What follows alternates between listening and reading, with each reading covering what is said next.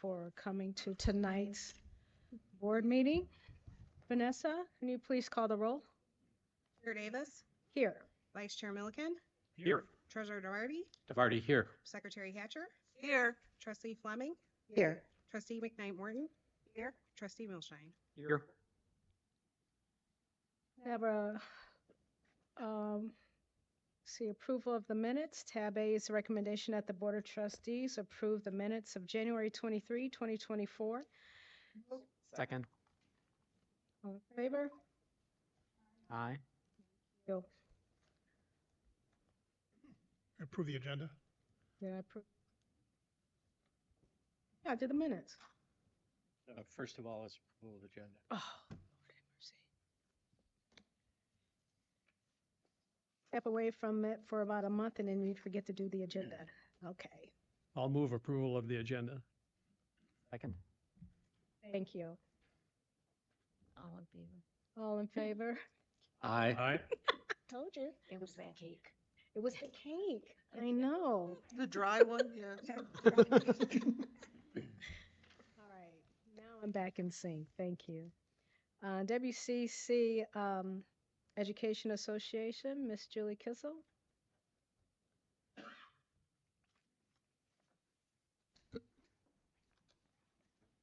All right.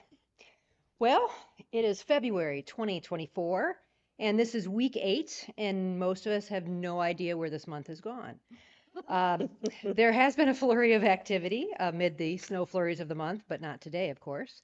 And unfortunately, the Student Center, specifically Suite 206, the advising suite, has faced temperatures as low as 52 and as high as the mid-80s.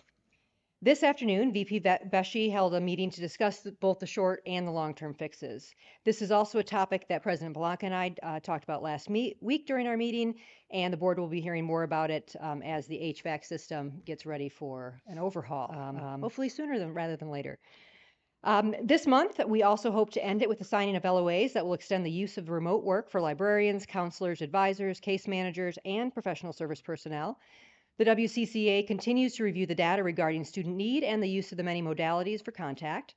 And also the WCCA is still working on a possible resolution to the current grievance and arbitration, and there has been some progress, and we're hopeful a settlement can be reached soon.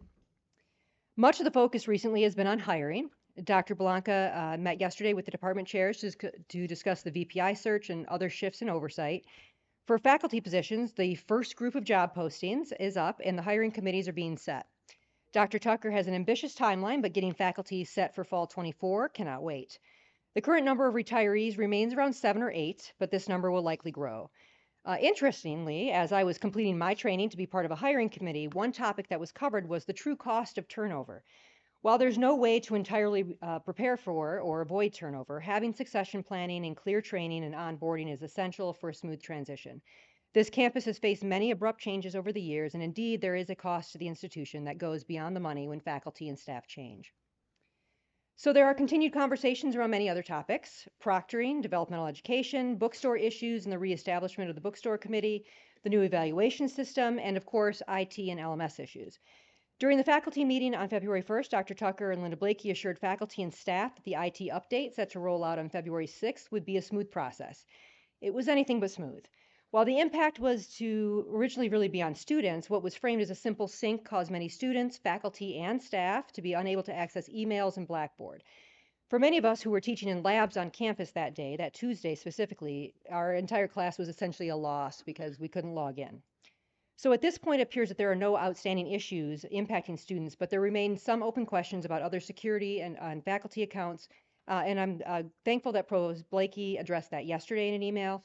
And of course, we know that there are times that IT issues impact campus for which we have no control. However, in this case, the timing of that change and the expected impact seemed poorly executed.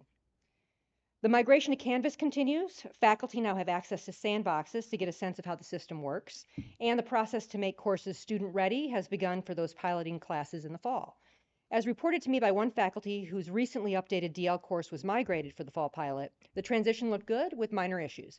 This is good news, but the open question of how older courses may transition continues to be something we're going to watch closely.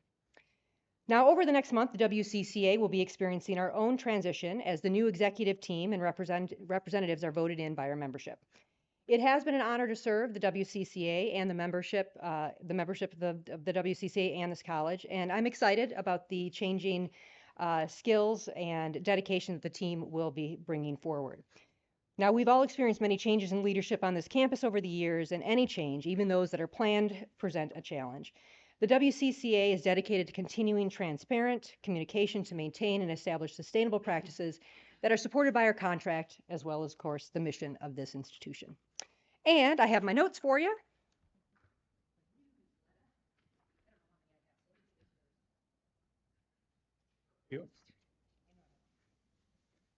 Thank you, thank you.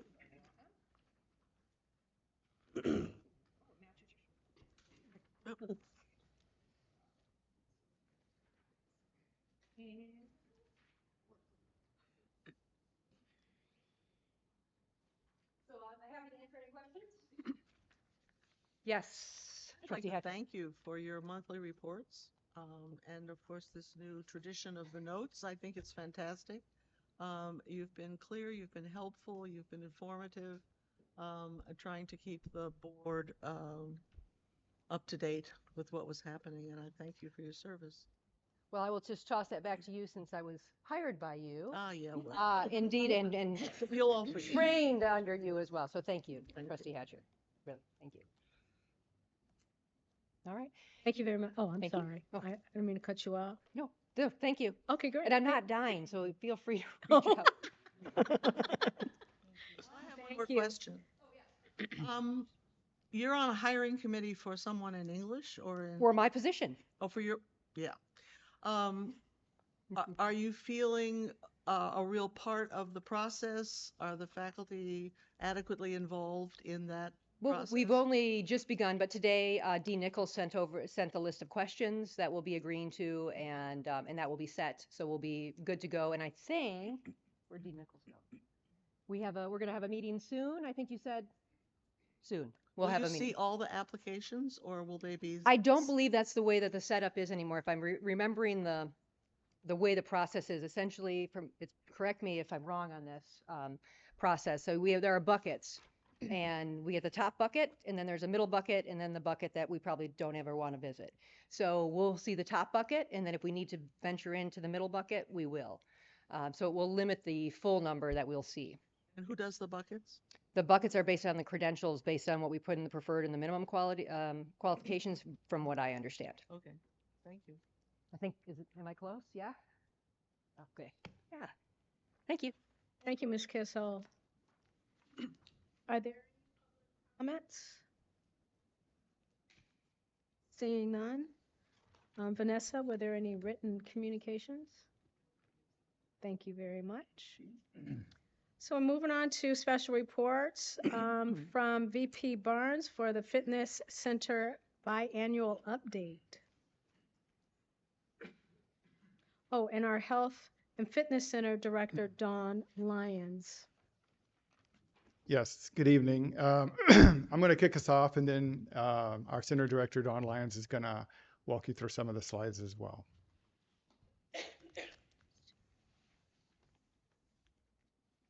So here are some of the highlights over the last year or so. Our membership has continued to increase.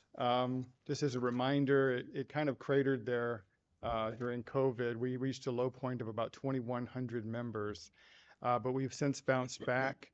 And right now we're at a level of about 5,700 members over at the Health and Fitness Center. We did a lot of facility maintenance and repairs, equipment purchases. So for example, the heated sidewalks, lighting upgrades, new fitness equipment. And our Net Promoter Score has remained strong. Just as a reminder, the Net Promoter Score is how likely you are to recommend to a friend or colleague. So it's basically your promoters less your detractors. That's what it is. And we're in what's called the very good range. And to give you an idea of what the very good range is, I chose a couple of companies that you might recognize, that Apple and Netflix. Those are the kinds of company that we're in terms of the Health and Fitness Center, the quality of service that we're providing there. The financial performance over the last few years, You can see from back in pre-COVID, we were around $5.5 million a year of revenue. But again, that fell pretty heavily by about 70% in fiscal year 21, obviously because of COVID. But we've since bounced back, and we're now at about 4.6 million. So not quite where we were, but definitely on the fast track to get back there. We did lose money in fiscal year 21, $461,000 you see. But again, we broke even in fiscal year 22, made pretty good profit, net operating income of $600,000. And this year we're on track to make at least $750,000. I thought we were going to make closer to $1 million of net operating income, but we did have an issue in August with the air conditioner that caused quite a few members to use our bridge service, so they skipped a month or so. But I do think that 750,000 is a little bit conservative. Hopefully we can get it up to closer to 850 or 900,000. Here's the membership trend. You can see here the blue area are all the community members. The orange area are the student members. So you will see there, again, the huge bounce back. You'll notice that, obviously. But you'll also notice the orange line, that changes quite a bit. So we have less students taking a course called PEA 115, physical education course, where they could use the gym. And there's a couple of reasons behind that. One, they used to be able to use their Pell Grant to take that course multiple times. They could take it again and again using the same Pell Grant. The Pell Grant only allows you to take each course once. And on top of that, Pell Grants now require anything that you're taking to be in your program of study. So that did reduce the number of people taking that course pretty substantially. However, the students who are taking it just at the student rate is at an all-time high. So we do have people that are participating as students that are all-time high that aren't in that specific course. Here's some of our member segment analysis. Where do our members come from? You can see it's pretty stable, community, corporate, medical integration, and so on, except for after COVID, there was a small change. Remote work has impacted the demographics a bit of the center, in the sense that some people that used to commute to an office that was somewhat near the fitness center are now working from home. They no longer come by to the fitness center. So the mix has changed. We have more services dedicated to our medical integration now, and our corporate has fallen just a bit.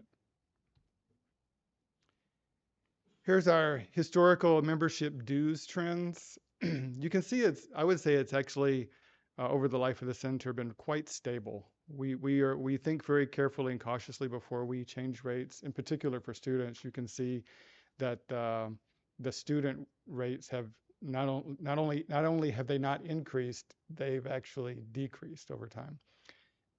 And the community members, we've increased $5 over the last couple of years, but at a much lower pace than other fitness centers in the area. From here, I'm going to turn it over to Dawn to walk you through some of the slides as well, and then I'll come back at the end and walk you through a few slides of a preview of the strategic plan. Dawn. Evening. So I think I went the wrong way. All right. So we partner with Buxton, which they're a leading consumer analytics company, and they assist us with center membership growth. So we customize our direct mail pieces. Instead of sending out 10,000, we send out fewer, but somebody that is 20 is going to receive a different picture on their direct mailer, and we're going to highlight different services versus someone who's 65. You're going to see somebody that looks their age and maybe highlight programs that they would be interested in.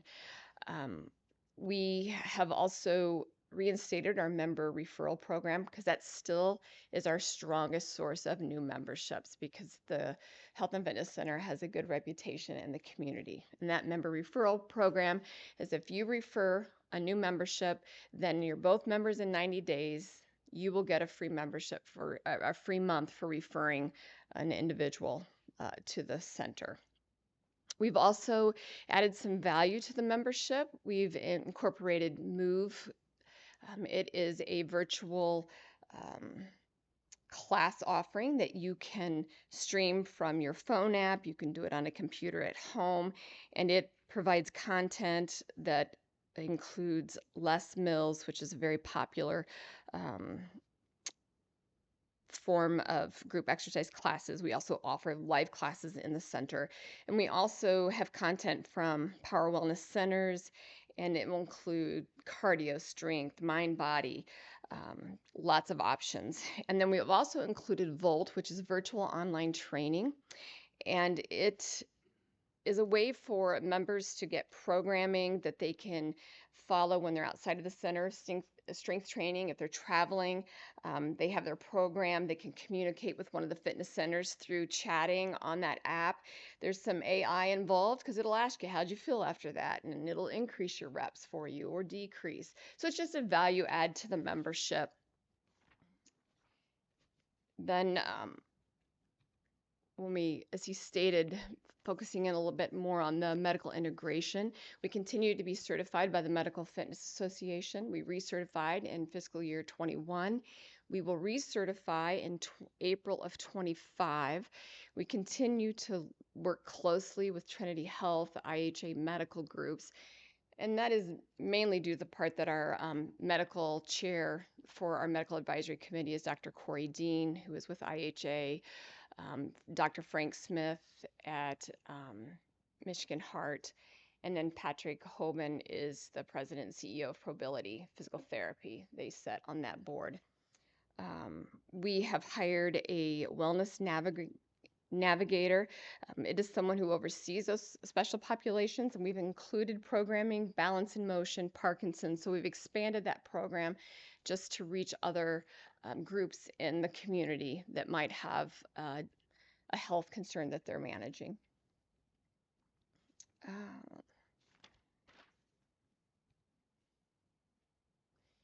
And then fiscal year 19 through 23, as you know, we do an annual survey with our membership, but we did not do that in the fiscal year 20 and 21, just with the amount of membership that we had and going through the pandemic. We opted not to spend that money to do the survey. So we sent the survey out in the fiscal year of 22, which was the highest net promoter score we've ever received in the history of the center. But I think a lot of that had to do with the volume of membership in a very large space. Everybody was getting what they wanted when they wanted. So we had a very good score that year. Then you will see in fiscal year 23, we did see a drop. It's still in the very good range. And the reason we saw that drop is our staffing was not keeping pace with our membership growth. We just could not hire group exercise instructors. Classes were full and people were upset. There was some timing with class registrations. We got that all worked out. And then we did away with the pool reservation system eventually, shortly after that survey. So, but we're looking forward to this year's survey as we've made those changes. We offered 100 more classes this January than we did last January. So I think we're on the right track there. As we know, with member referrals being our strongest source of new members. Any questions to this point before I just keep? Yes. Go ahead, Dave DeVard. Two things. First off, what is the cost for students for membership? $39 a month, or they can pay for the entire semester at $140. So $140 for a 4-month semester. Yes. And when do the bonds payments expire? When are we done with that? 2027.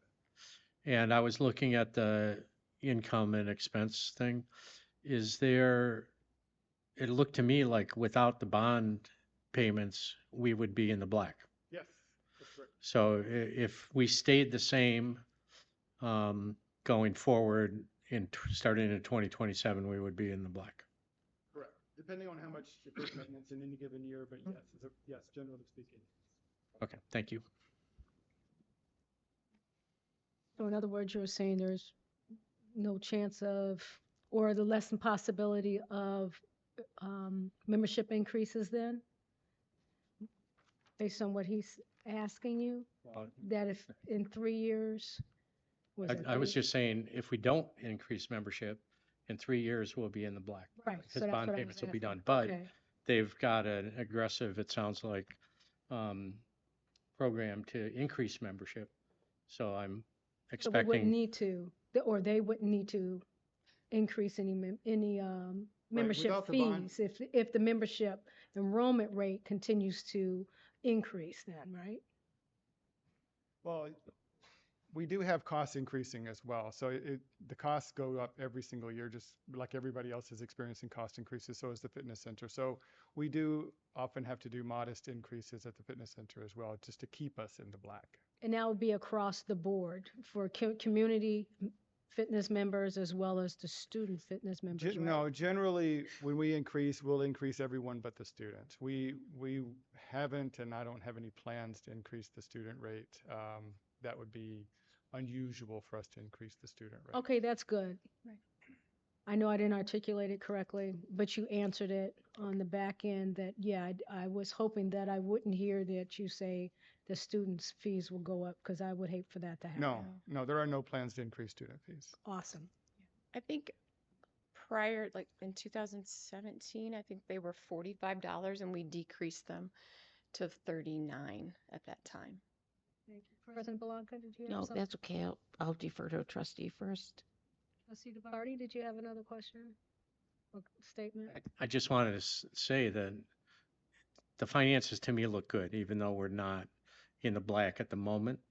With the efforts to increase membership and the fact that the bonds will be paid off in 2027. So looking forward, I'm looking at what I think is a financially healthy situation for the Health and Fitness Center, which is good.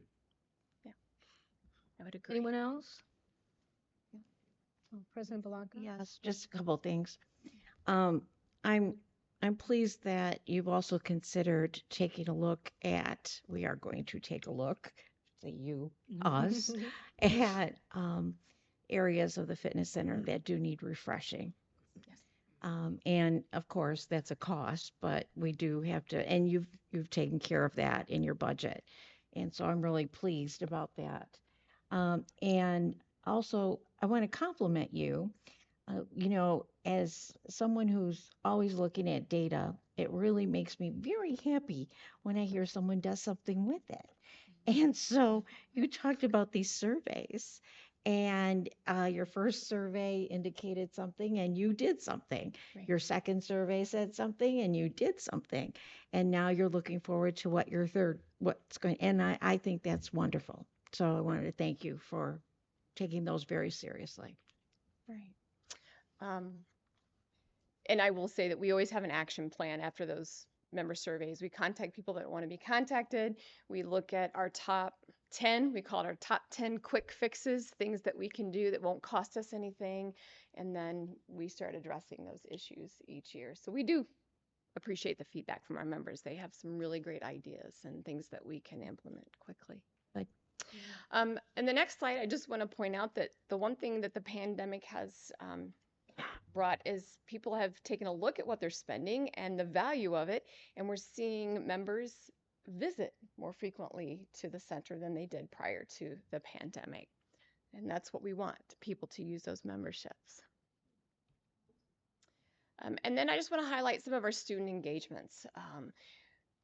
We offer an early discount. If our members get in there that first week of the semester and they pay for the semester in full, we give them $10 off or $15 off for that paid in full amount. We are at welcome days and we offer a free week trial pass for them to come over and try the center. We offer right now our mid-semester deal went out the rest of the semester for $70. You get it the first week of March. It's a good deal.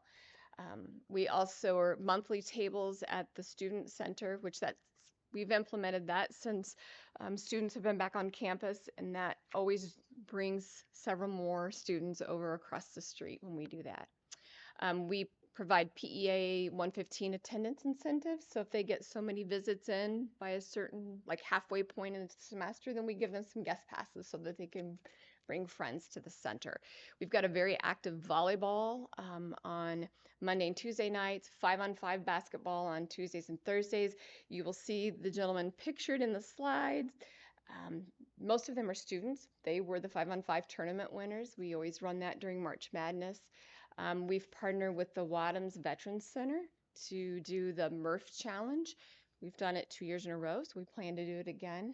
And it's to raise money for scholarships for veterans. And then we've been recently working with the WCC Collegiate Recovery Program and reaching out to those students. And part of that's just getting them to the center, trying it with somebody who's attending, getting them involved and comfortable at the center. So that's something new that we're doing this year. And then I just also want to share, there's a whole list of things that we are involved in your community. If you see that picture, everything that's sitting on the floor to the right of that slide, it's the animal shelter, and those were donations from our center members, and they were thrilled just to have us drop off everything from dog food to paper towels, cleaning supplies. We partner with Reinhard Realtors every year, coat drive, and a lot of the community groups will just ask us to sponsor maybe a 3-month membership for a silent auction. So we always try to participate when we can. Ongoing, SOS community service, we do diaper drives. The Moore Foundation up there, it's actually 35 boxes, but people drop off their used athletic shoes and they are resold. They purchase trees that give people employment in third world countries.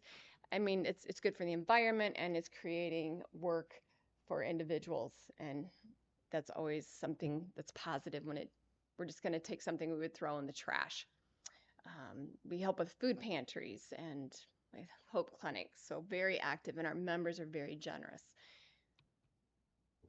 And then we also, if you haven't read Jasmine Hampton's story, we sponsor her. She did get a membership for a year at the fitness center. She is an Olympic hopeful and a local boxing champion. It's the least we could do. She has quite a story.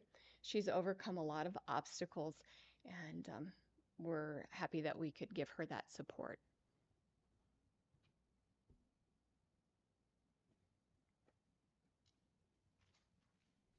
These are some of the improvements we've made over the last couple of years. Sound systems, ellipticals, I mentioned before the heated sidewalks, parking lot lighting, HVAC equipment updates, refrigeration, carpet. And we've already done quite a bit more this year.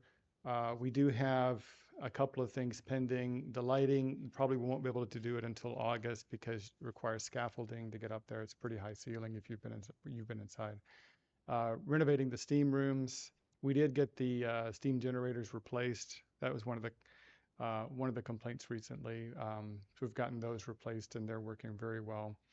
And then we've got the EV chargers expected to go in approximately April for the Health and Fitness Center. So last month, Trustee Milstein asked a question about the strategic plan. So obviously, we couldn't put together a whole strategic plan in just a few weeks, but we did get a good start at it. So I wanted to at least show you where we are and what we're planning on doing over the near term. So what's next? We're going to lay out the plan for us to remain a premier destination for exercise, health, and wellness. We're going to affirm our mission. We're going to refine our SWOT analysis, which I'm going to actually show you on the next slide, our SWOT analysis. That helps you see what we're going to be, opportunities we're going to be leveraging, and threats we're going to try to mitigate, and so forth. We're going to validate our services and programs. Are we offering too little services or too many services in certain areas? What are we doing? Where can we do better? Are we providing exceptional value, customer service as measured by NPS? That was the measure you saw earlier tonight. Retention, how's our retention at the center? Usage, is usage increasing? So those kinds of metrics to guide us as are we doing better? Membership growth. So prior to the pandemic, we actually had membership exceeding 7,000 members. Right now it's at 5,700. When we were at 7,000 members, we really weren't able to service all the members well. People wouldn't have towels. There's a lot of problems when you're over capacity. So right now we're not at capacity. So our capacity is somewhere in between 5,700 and 7,000. So we're going to try to optimize and figure out exactly where that sweet spot is and that's going to be our goal, is to hit that sweet spot. So the members are getting great service, but we're also maximizing the revenue for the college. Once we have this plan, we'll also look at the investments we need to make. I'll show you some of the things we're looking at. But obviously, when you have a strategic plan, you have to invest in the place to support your plan. And then finally, once we decide all of those things, services, investments, et cetera, we'll do a financial projection to show you what that looks like over the next few years. So I won't go over every bullet on this slide, but this is our SWOT analysis. I'll hit some of the highlights. Some of our strengths, Dawn mentioned, and some of these, like the medical integration. Some things you may or may not know: team member education. Many of our, I think 15 of our, can't remember the title, the fitness specialists have 4-year degrees in exercise science. So, and the instructors for the classes are all certified in whatever class that they're instructing. So we do highly value people with the skills that can work and service our members at the center. Satisfaction is very high among the employees at the center too. We have the highest employee satisfaction of any Power Wellness facility that they manage. So some of those kinds of things, you can see some of the other strengths, some of the opportunities. We're going to be looking at where else can we generate revenue, what other services can we provide, is there more we can do with medical integration? Dawn mentioned some of them. We do have the cafe reopening, I think in March. So that closed also a few years ago with COVID, and that's actually been one of the complaints of the members as well. So we're going to get that reopened in the near term. Some of our weaknesses, technology infrastructure, for example, basically it's just the cell phone service inside the building. Wi-Fi isn't as good as it could be, so we're going to be looking at things like that so that members can use that when they're inside. And we're going to look at some of our marketing campaigns. Do we want to leverage tools such as TikTok or Instagram? Well, we are on social media, but we've chosen strategically which ones to use and which ones not. So we're going to revisit that. And then some of the threats. There are potential competitors. There is a new YMCA opening in Ypsilanti. It's not a direct competitor. It's a little more directed at families, but it is a competitor. So we have to think about those kinds of things. Wages are increasing, especially at the lower end. So that, you know, of course, to pay our people well, we have to increase prices, which can be a little bit of a threat. Facility maintenance and the age of the locker rooms. The locker rooms are basically have been the same, more or less, since the place opened. So one of our top priorities, at least to look at what we can do, is to look at those locker rooms. Especially, I think, I haven't, of course, been in the women's room. I heard the men's is much worse. Much nicer than the men's.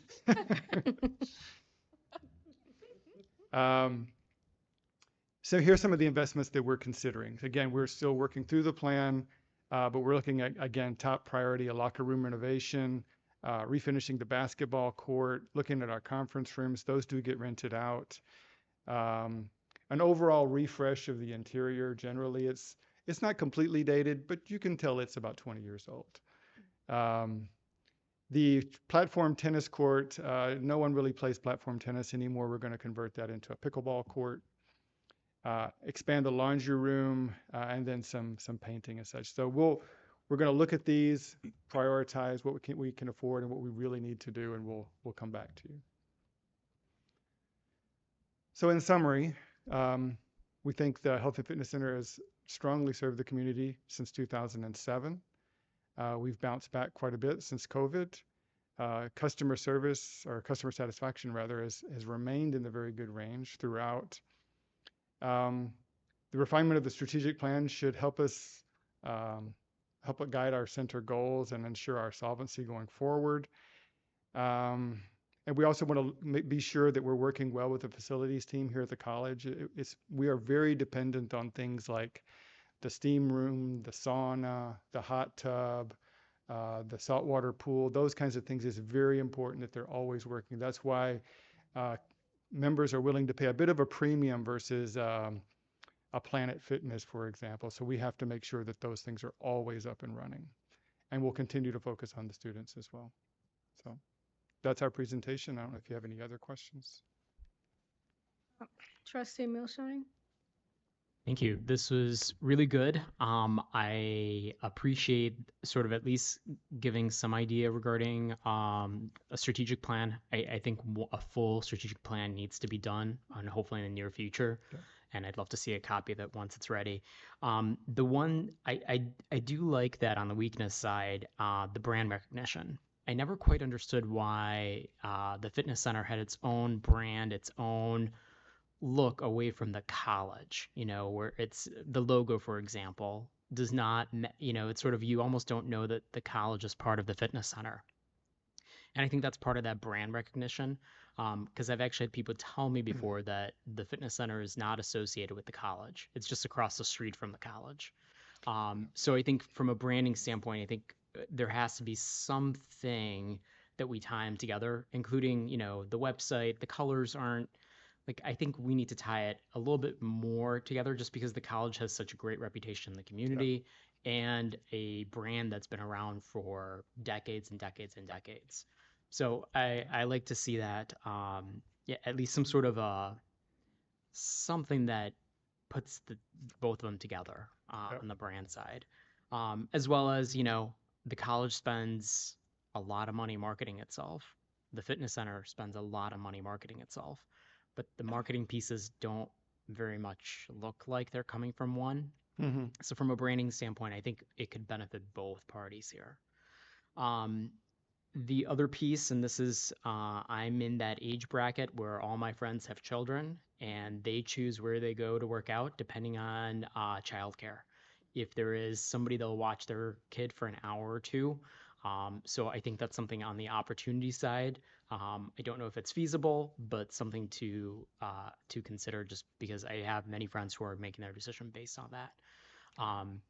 And then more just sort of on the opportunity side is, I think it's also important that we're forward thinking, that we're seeing what's popular, watching Instagram, TikTok, or whatever it is.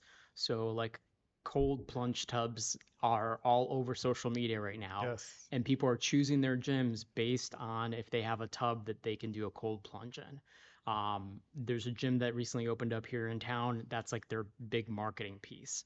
So I think being, as part of the strategic plan, is being in a spot where we can quickly react to market changes, because obviously they're changing very quickly in the fitness world. But overall, I'm happy that we're heading in direction of a strategic plan, primarily because the improvements, I'm glad to see that we're anticipating to be in the black very, very soon.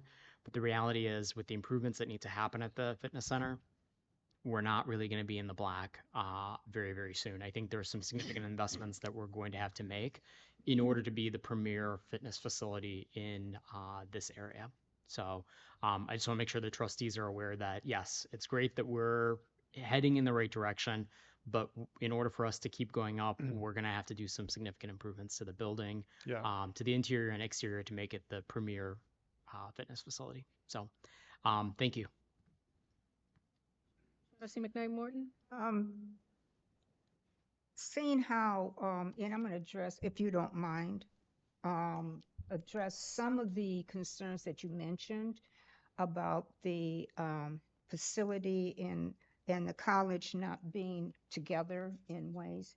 I was on the search around the country to look at different facilities that would, before we got to this point where we are with the Health and Fitness Center, to see what it looks like around the country, different universities. That no community college had it at that time. just universities. So the board decided at that time that, along with the president, they wanted it to be separate.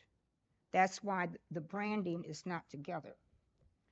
Because the fitness center and the college are two different entities. And so they wanted it separate like that. But we would help pay some of the cost and along with the center cost. So that's some of the history there. So that's why, not saying that it's not, today we're talking about, what, almost 20 years later, maybe we could do that. That's something that the president and the board can discuss, not just for them to do that. Okay. Secondly, I look at what's going on. I used to belong to it, but at one point there was a child care center. So I don't know if it stopped because of the COVID. I don't know what happened with that or staffing, and that could have been too. But there was a child care center, and they had people, specialized daycare people in there, watching the children while the parents worked out. So that's another thing. It had been there. So I don't know what's going on now. However, I want to say this. There's always improvement. So whatever you can come up with and bring it back to the board, to the president, and this board can make a decision what needs to be updated as far as I know it's going to be costly, but what is it that we can do better? And I think this is the whole point of you doing this report, and I really appreciate this. But I'm trying to get some of the new members to understand the history of this center. And maybe now we can look at branding our name. Maybe we could look at maybe not having our name branded with the center, but still be able to have some branding in the center of the college. Maybe not outward, but inward. Yeah. I was going to say, with the branding recognition, Could you speak in the mic, please? Yeah. When talking about branding recognition, where I was going with that was not that we're not, because it is the Health and Fitness Center at Washtenaw Community College. I get our colors are different. But when you hear YMCA or you hear Crunch Fitness or you hear Planet Fitness, you already have something in your mind that's so. When we talk about brand recognition, when you hear the Health and Fitness Center at Washtenaw Community College, our hurdle is letting people in the community know exactly what we have inside that center. And what we do have makes us premier in the sense that we are a medical fitness associate, certified center, that our staff is degreed, and it's just communicating that to the community. Because even just last week, I had somebody said, I've lived here 15 years. I had no idea that you guys did all of this in here. So when I'm talking about brand recognition, it's getting that message out. And so we're moving into more videotaping of our members who tell their story. This is what I was dealing with, health-wise, and getting that out on social media, just word of mouth. So that's kind of where we were going with the brand recognition, because people know that it's a part of the college. In fact, sometimes people think it's only for the college. They don't understand that they can join as a community member. Right. So that's actually something we try to separate a little bit so people know that they're welcome to come. They don't have to be a student at the college. Right. To your comment on the child care center and your suggestion, it did close a few years ago. It was, at the time, not very popular. I don't know if things have changed. That's not to say it was never used. But it wasn't used very often, and certainly not enough to justify the child care providers that were there at the time. But we can revisit it. Trustee McKnight-Morton? I just want to say one other thing is that we have to be careful in what I understand. We have ideas and stuff, but we have to be careful of how we want to present ourselves to the community. And a part of that being careful about is that not having our name on every inch, because we send out newsletters, we send out whatever we send out. we send out 150, 140, 75,000 pieces of notifications to people in the county. So they know what's going on with our college. So when we start branding ourselves with the fitness center, that's for me it's a little bit more confusing for people because then they're going to be thinking that we have it here in the college, not a separate entity. So that's why there's a division. And that was the argument that the board members and the president, and we discussed that at that time to make sure that there was no confusion with the work. Now I'm going to go back to the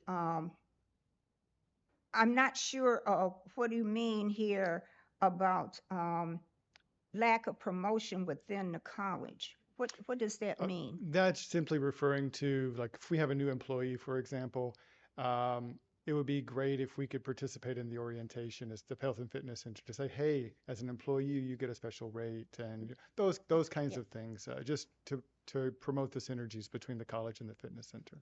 Okay, because it's supposed to have been like that. Package. I think We do have employee pricing. Right. No, we do have, it's just letting them know from day one, because sometimes people may not realize that they can have an employee rate until they've been at the college for 6 months.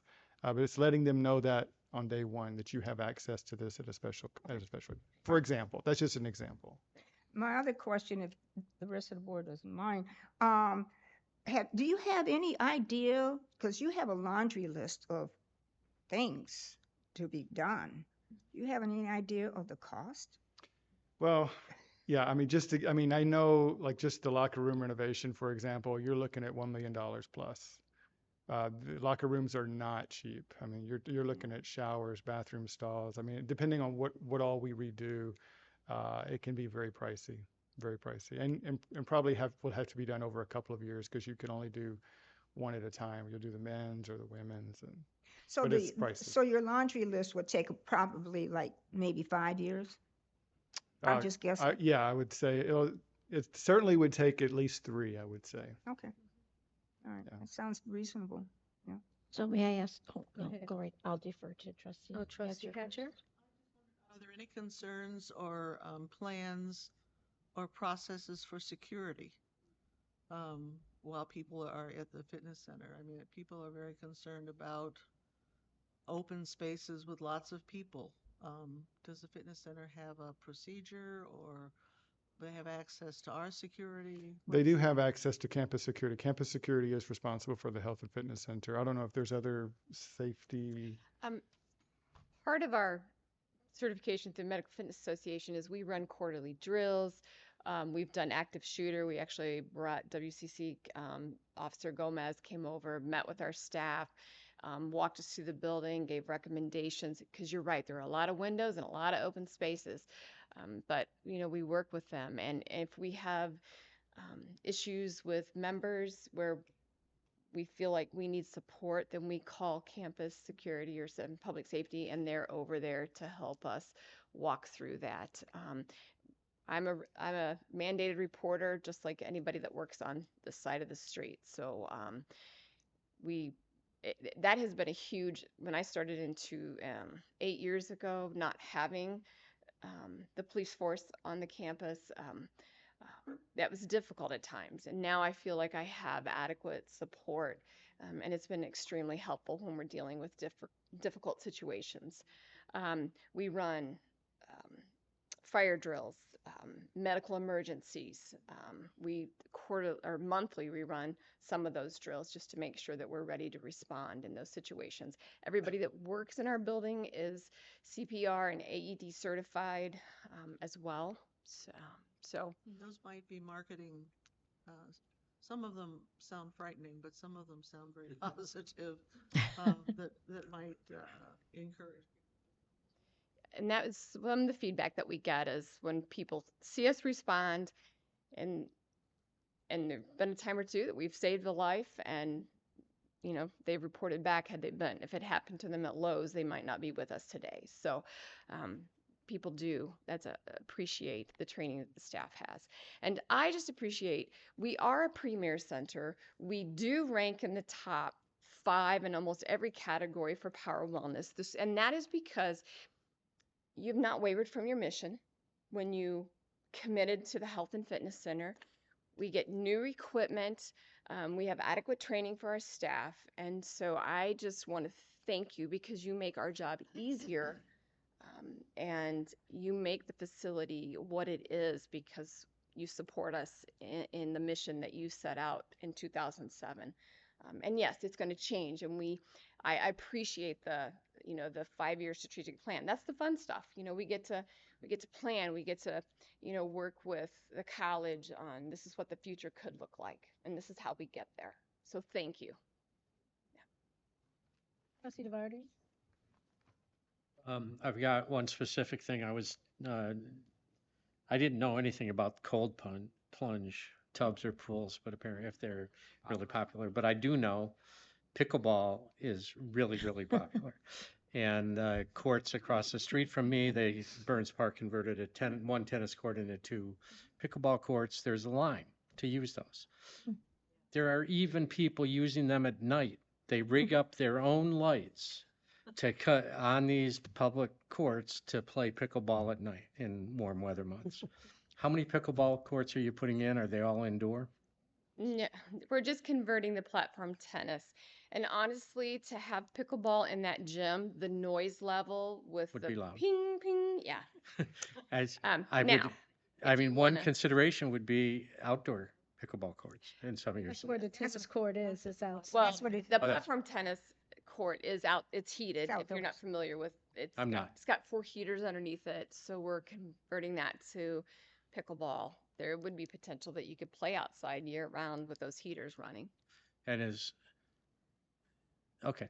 Well, I just know that your you could neighbors. increase your membership by having more pickleball courts. I think, and that, I mean, Terry will tell you, I've even said, you want to give me 23,000 square feet pole barn with the sides that come up, and we can put indoor courts and outdoor courts.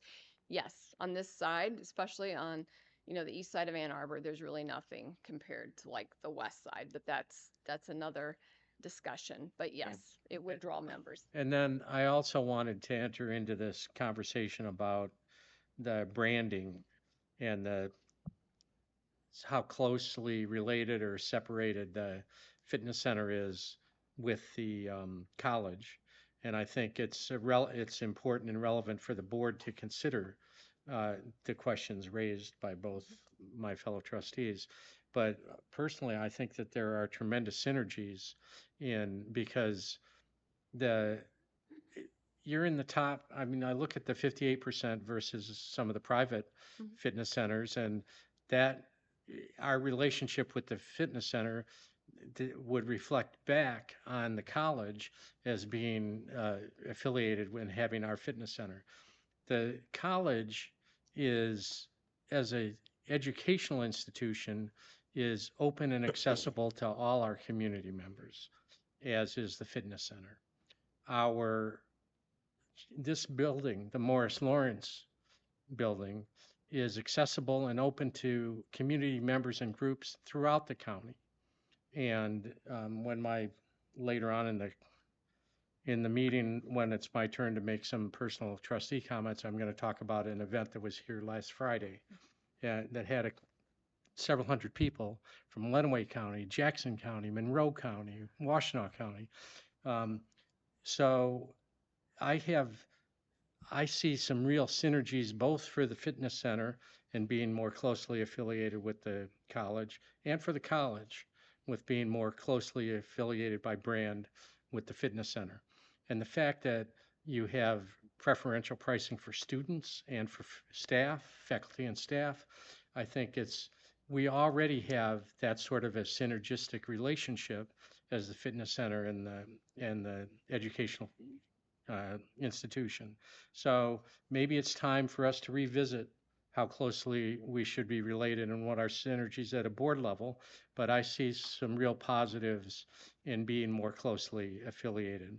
And certainly over the course of the pandemic, when the membership dropped in the fitness center, it was the financial stability of the college that stepped up and was able to make sure that the fitness center continued to operate and the finances were taken care of and the bond payments were made and all of that. So we do have a close Yes. relationship in many ways. And I don't see us as, even though 20 years ago when the board thought about putting the fitness center together and wanted to keep it separate, maybe that's not the way it should be, or that's not the way it has become. So it's something that I would say as a board, we should think about. And, I put my position at the moment, which is open to change, but I think there would be tremendous benefits in a close relationship between the college as an educational institution and the health and fitness center. Do you have something to say? Yes, Trustee McKnight Morton, then Trustee Mills. it's just a comment. When we were deciding on having, what to have, we talked about basketball court. And that was really, really, I don't know if you were here, but we really talked about that a long time. I wanted benches inside, bleachers, and everybody come in.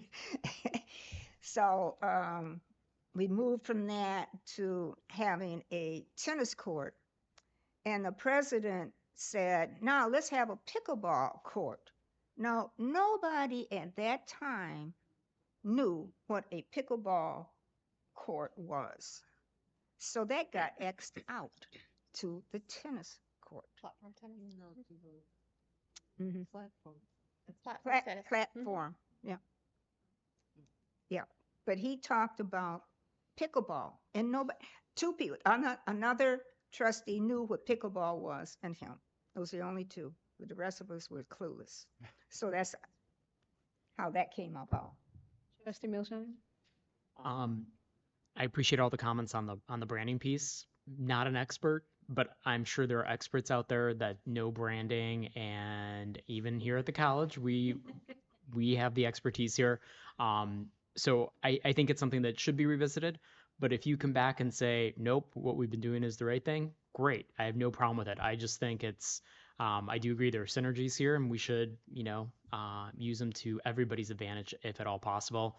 But at the same time, this is way out of my area of expertise. So I would, as you're doing your 5-year strategic plan, talk to some experts. We have them here in this room who can assist us in figuring out what the right approach is for the college and also for the fitness center. Thank you. Will do. Yeah. Thank you.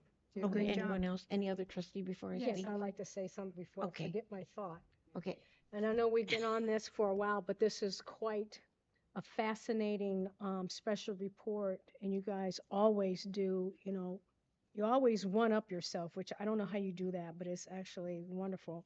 But my question to you is different than what's been discussed here. Jasmine Hampton is a family friend of ours by way of growing up on the same street. Her mother and I, we played together. We hung out together, yada, yada, yada. And so my mother and, well, Diana McKnight Morton, excuse me. Got comfortable. We have a personal attachment to her, if you will. So it's quite exciting to see her highlighted in your report. But aside of that, because of the position that she has elevated herself to, a professional female boxer, the facility that helped with her training and such, are there other high-ranking athletes, if you will, that utilizes our facility? And if not, is there any way in which we can elevate our equipment and staff to provide those services to the professional level athletes? Because she's making her way to the Olympics.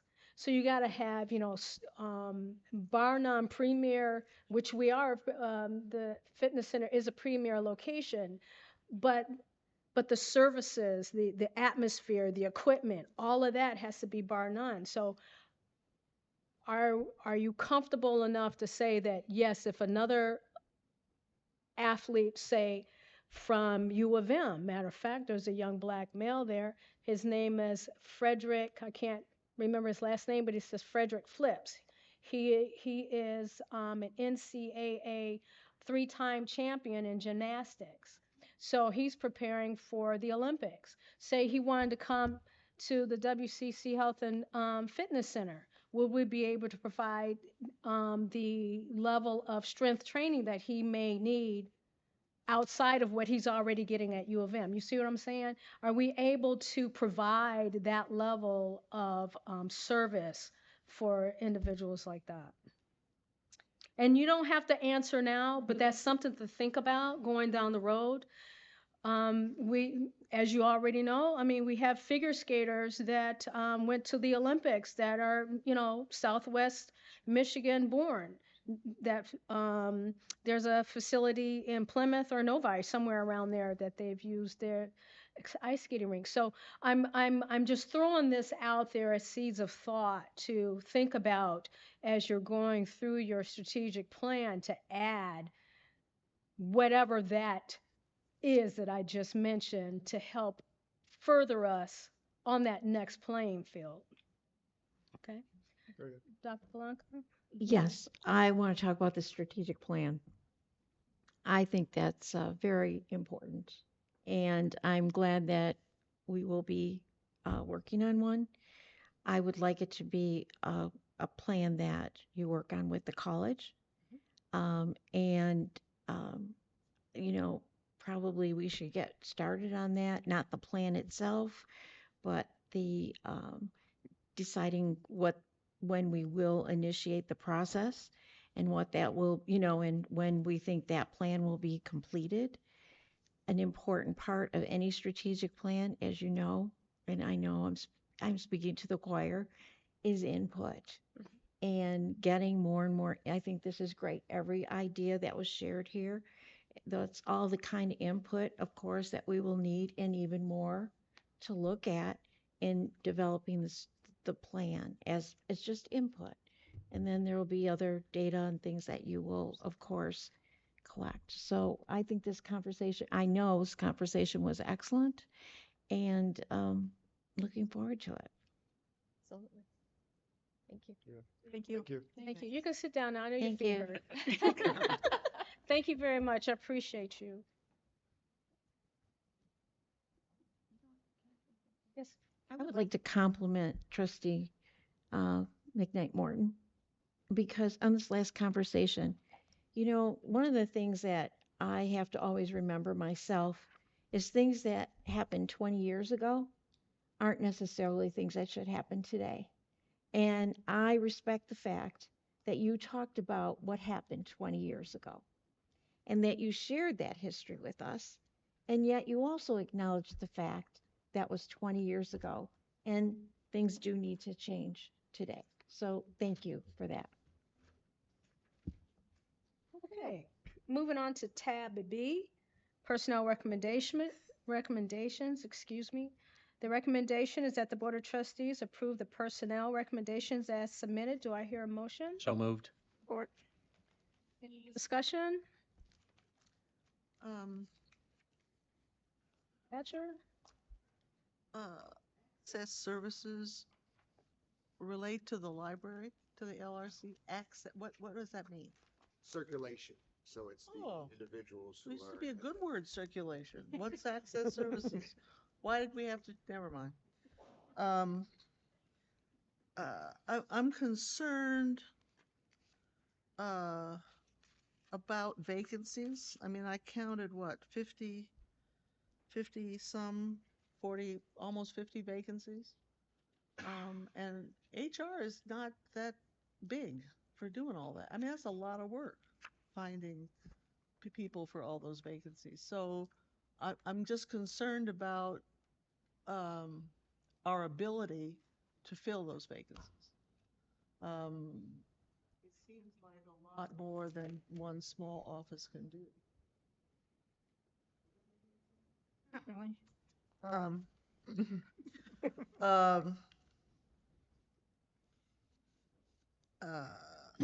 I guess that's all. We got a lot of people leaving. But you know, we have a lot of open spaces on the campus, that's all. Well, no. Oh. Anyone else?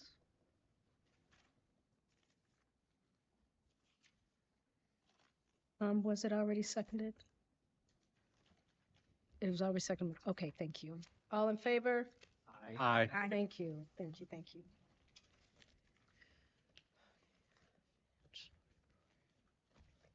Okay, moving on to tab C. VP Barnes, would you like to add anything before we give our motion? I'll be brief. Most of my messages tend to be similar each month, so I'll just concentrate on a couple of things.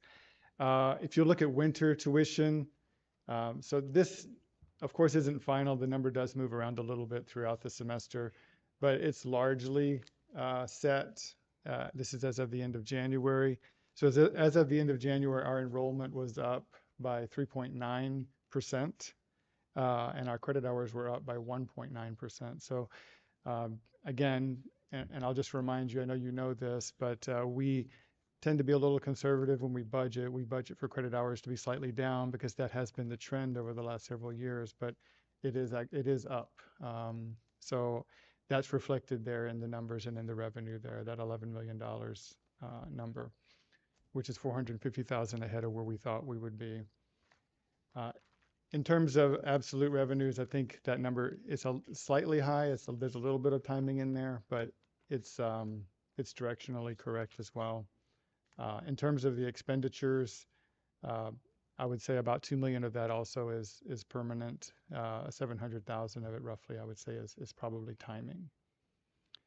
One other thing I wanted to highlight to you in the capital fund, you may have read that in the month of January, the college received an appropriation from the state called ITEMS funding. ITEMS is an acronym for infrastructure, technology, equipment, maintenance, and safety. So they gave us an allocation in lieu of the capital outlay, which we applied for and did not get, but the colleges that did not get the capital outlay got a payment in lieu of that, so we could use that toward any infrastructure or maintenance activities that we choose. So because it was because the state already designated that money basically has to be spent on capital-like items, it's booked directly to the capital fund. But we would, of course, come to the board with any actual spending proposals for that money. We just wanted to point that out to you, that payment was received in the month of January. That's the 3.949? Yes, I'm sorry, yes, the $3.949 million, almost $4 million.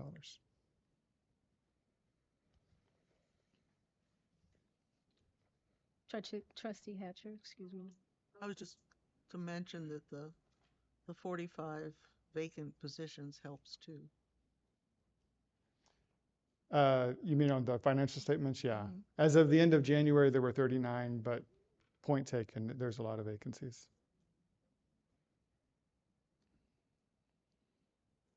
And you're finished? Yeah. All right, thank you very much. Any other discussions, questions? Do I hear a motion? I move we accept the financial reports as presented. Support. All in favor? Aye. Aye. Thank you.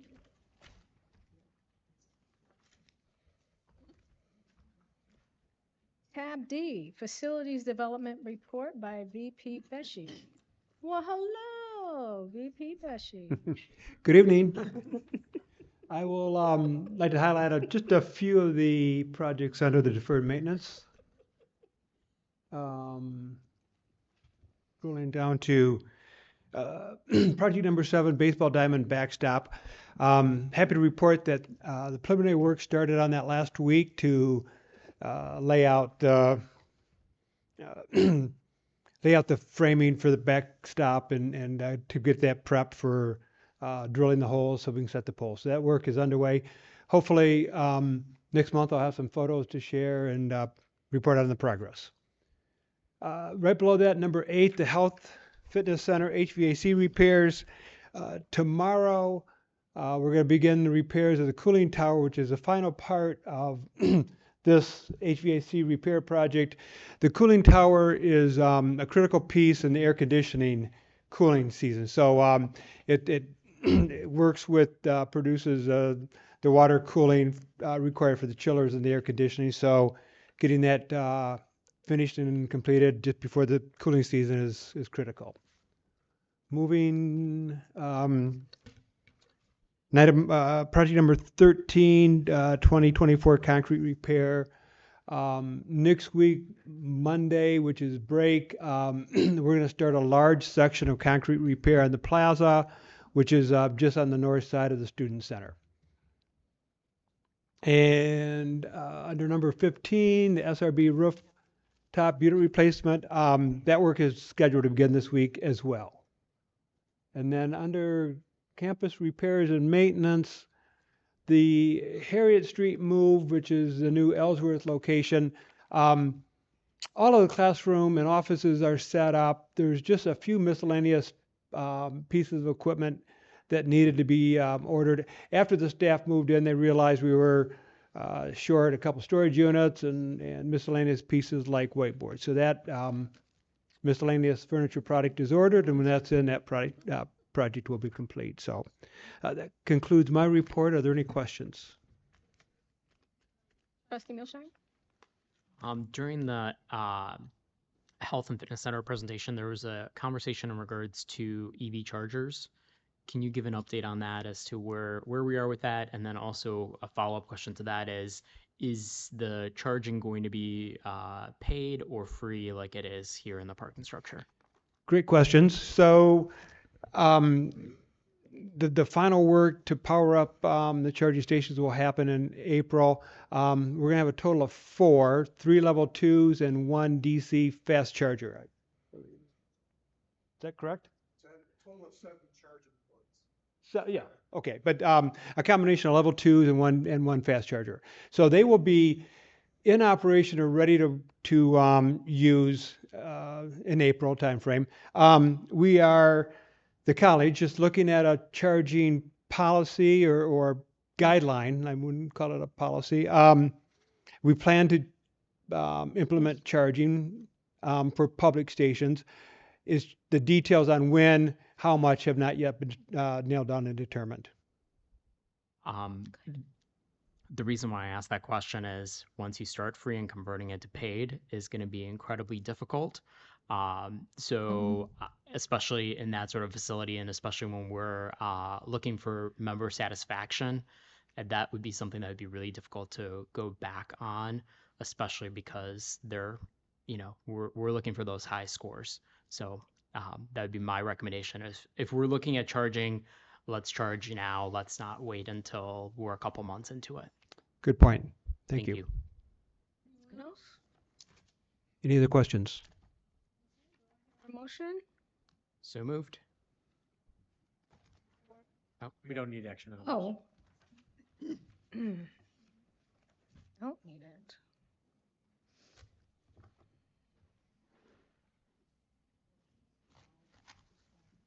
For remarks from the Board of Trustees, would like to have anything that they would like to bring to the board? Trustee DeVarty? I've referenced this a little while ago.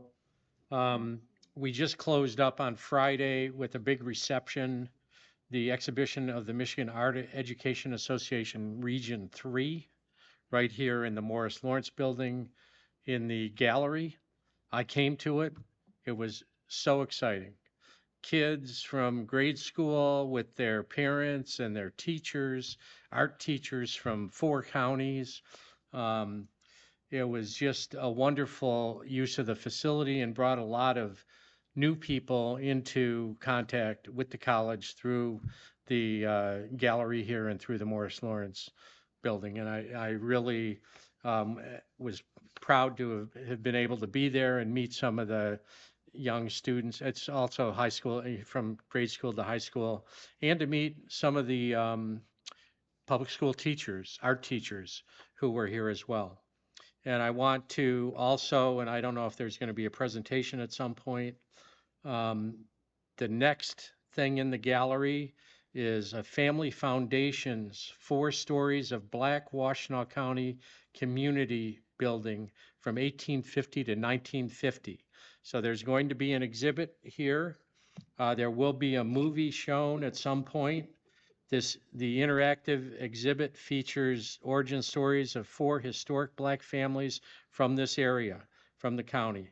The Jewett family, and I met Coleman Jewett some years ago at the public library when we did a public presentation of families growing up in Ann Arbor. The Asher Aray family, and the Kiersey and the Bass families from Ipsy. So I'm really looking forward to this. There's an opening reception this coming Friday from 5:30 to 8, featuring a talk with some of the descendants of these families. So I really encourage people to come to that. This is a facility that is just a tremendous opportunity to interact and interface with the broader community, and these sorts of exhibitions really make that happen. Trustee Fleming? Thank you. I'd like to just share briefly what happened in Washington, D.C. earlier this month. We attended the ACCT National Legislative Conference, and I'd first like to thank you so much for supporting us to be able to attend that event. I know it's an expense, but we get to meet one-on-one with our congressional delegation, including both senators, and we even met with non-Michigan Congress people. I thought the conversations with all representatives and staffers was very positive. Whether they were liberal or conservative, they were huge fans of community college because we train the people that we need. We highlighted 2 things that I can recall. We highlighted our short-term programs such as EV technician, cybersecurity, surge tech. And our big ask during that time was, please make the Pell Grant more flexible for us. Because if we could get more students certified in those quick education areas, it gets them in a good paying job. And that was a easy sell to everybody we talked to. Now, can we make it happen is another thing, but those are the 2 big things that I recall from the ACT conference, and thank you for supporting us to go there. It's really worthwhile. Yep, that's all I got. Anyone else? Would you like to add? Well, I agree that the level of the contact and the presentations to the elected members was terrific. President Blanca did a very good job, especially with Representative Dingle presenting what the college had done, what it was going to do, and gratitude to Debbie Dingle for helping make a lot of that happen. So it was well done. Would you like to add anything? Yes, I echo what Trustee Fleming and Trustee Milliken said, because every senator and legislator we met with, we said the same thing, but we did it in a different way. So it was really very powerful, and I liked their responses back, what we were saying about. But first of all, there's no way in a world that they could not approve of what was being said by President Blanca. It was the paperwork that was passed out, the folders, everything was on there. It was spelled out for each person from their district of how many students were being serviced here at our college, how many were coming, how many were graduating, who got certificates or their 2-year degree. It was really great. Only thing that I had a problem with is really going from building to building, walking on that concrete, waiting in between each person we had to see. But it was worth it, the time, the day and a half. I did, for the first time ever, all these years I've been going, somebody must have put a bug in somebody's ear that that these green sheets were sitting in stacks on tables. That's the first time I ever saw it. So I grabbed a bunch so that I could pass out to my board members and to Dean Blakey. I think this sheet, you can't articulate back of what was said in those meetings and stuff. So this gives you a really good idea what's going on with the state and the federal, not the state, but the federal level of our funding. And the main thing that was pushed, like Trustee Fleming said, was that pushing the Pell Grant, the short-term Pell Grant, and pushing that that the students are the ones that need the money, and just letting them know that somehow or another it just seems to escape them. But interesting, there's a lot of people that have gone to community colleges. Not a whole bunch, but there are a lot of them. And I always ask for a count or a number of people. There's a sheet that they pass out of who's on a committee, especially the committee for education and house appropriations, people who have gone to community colleges. I mean, it is so interesting to see how many of these people, legislators and senators, that are on this sheet who have gone to community colleges. And one person I didn't go to it because it was too early for me to wake up, but it was Senator Fox. I can't remember her first name, but she did go to a community college. And from what I understand, she was really a person that we needed to speak with besides Debbie Dingle. And there's others, but I understand that she really appreciated what was being said. And one of the things too that everyone said, they'll take it under consideration and do what they could do to push this through for the short-term funding for community college students. It was good. Very good. President Blanca?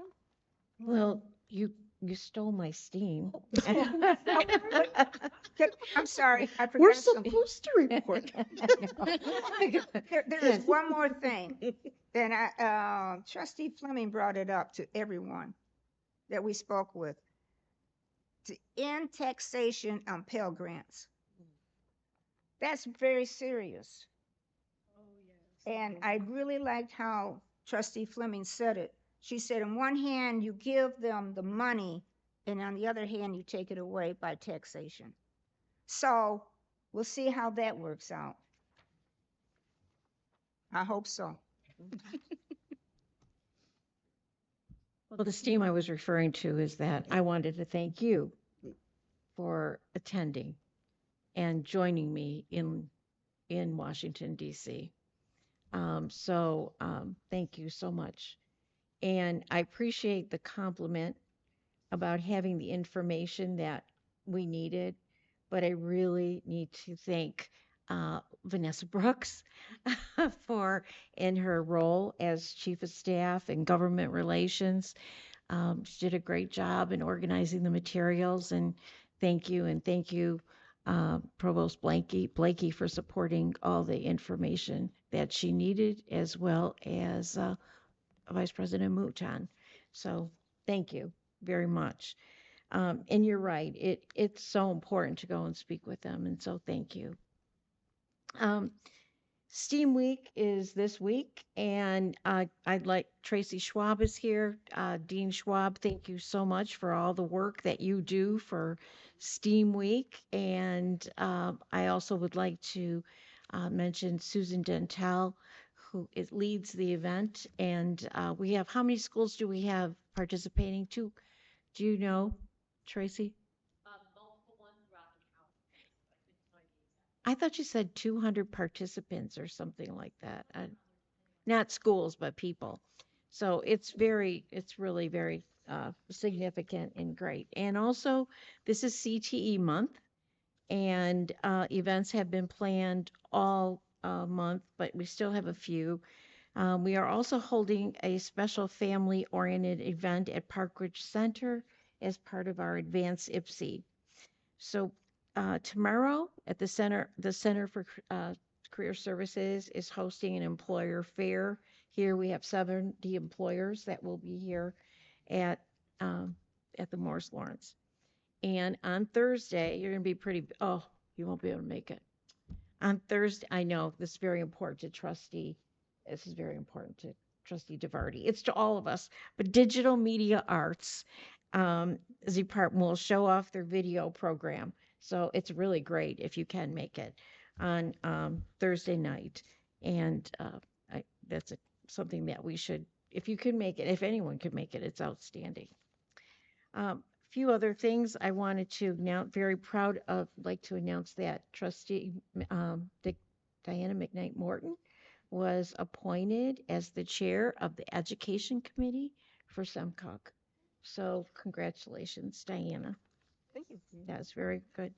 And I also wanted to just share something real quickly. I went to the bank this afternoon, okay, to run a quick errand, okay? Well, it was probably purposeful because when I went to the bank, the teller, when he saw me, said, "Oh, aren't you the CEO?" I thought that was interesting, of Washtenaw Community College. And I said, "Yeah, I guess I am." And he said, "Well," he said, and his name is Aviv Hashea. And he said, "I want to tell you that I'm graduating in this year in May with my associate's degree in finance. I love that school. You have made my life so whole." He said, he's graduating in finance. He said he had an outstanding advisor. I didn't ask him any of these questions. He had an outstanding advisor that told him about transferring to U of M Flint because he wanted to continue taking his program online, and that was the online college. And he said that he had, the way he started is he took the classes during COVID, and he took one class because he had nothing to do. And then he took another class and another class, and then he was hooked. And he is graduating with zero debt. Zero debt. Congratulations. Everything's paid for. He was at a scholarship event, and that's where he saw me. So he had received scholarships and our tuition, and he just said, "Thank you." So I told him I was coming tonight. I would thank the board and the college for doing this for this wonderful man. Which bank is he employed? PNC. Those are my comments. Yes. Thank you. Thank you very much. And to the board, thank you for your remarks. So we're moving on to tab E, which is an action item. Oh, I forgot one thing. Yes, go ahead. Nikki. I'm sorry, I forgot to mention one thing. We did hire a chief philanthropy officer.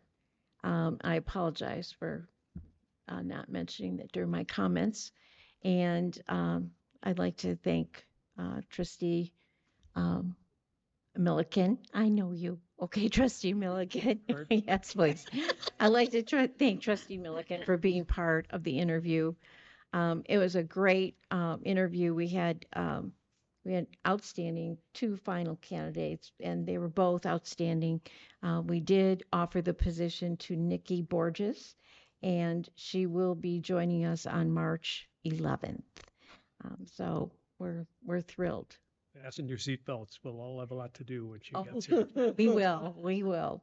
So thank you. Thank you for that. Yes. Again, tab E is an action item. It is the recommendation that the Board of Trustees approve a 2-year extension of the contract with CDW for the purchase of an Adobe Enterprise Term License Agreement in an amount not to exceed $185,743. The total cost of all 3 years of the contract is $278,615. Do I hear a motion? So moved. Support. Any discussion? Okay, Vanessa, please call the roll. Davis, Yes. Vice Chair Milliken, Yes. Treasurer DeVarty, Already, yes. Secretary Hatcher, Yes. Trustee Fleming, Yes. Yes. Yes. Thank you. Moving on to tab F, also an action item.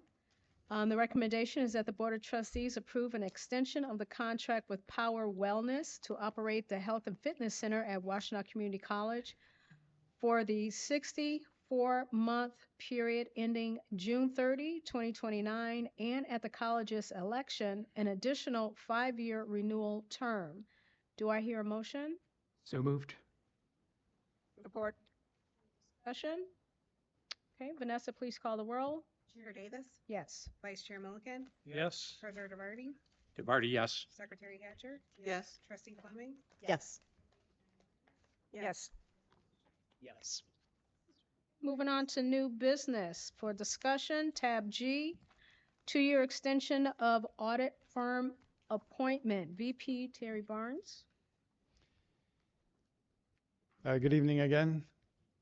Back in 2021, the board approved a 3-year contract with our current auditors, AHP. And I'm here to ask, or the college is here to ask for a 2-year extension, which would make it a total of 5 years. I know that when the board approved this, the change in 2021, it was after a number of years with a prior audit firm. And so it was time for a change. I think this proposal, we're kind of aligning ourselves with best practices, which would be about 5 years. So just to give you a little bit more background, there is an act called the Sarbanes-Oxley Act in the publicly traded sector that requires that every 5 years that publicly traded companies at a minimum change the partner, if not the firm, but at a minimum change the partner. And I think they've settled on 5 years because there are some pros and cons to changing, right? When you change, obviously you're getting renewed independence because you're getting a new auditor, but you're also getting more cost, and they come in, they don't know your processes, your people. So there's a steep learning curve, which they of course will charge you for. So we're trying to align with those best practices, which we think are about 5 years. And then after the 5-year mark, we would go out again for an RFP at that time.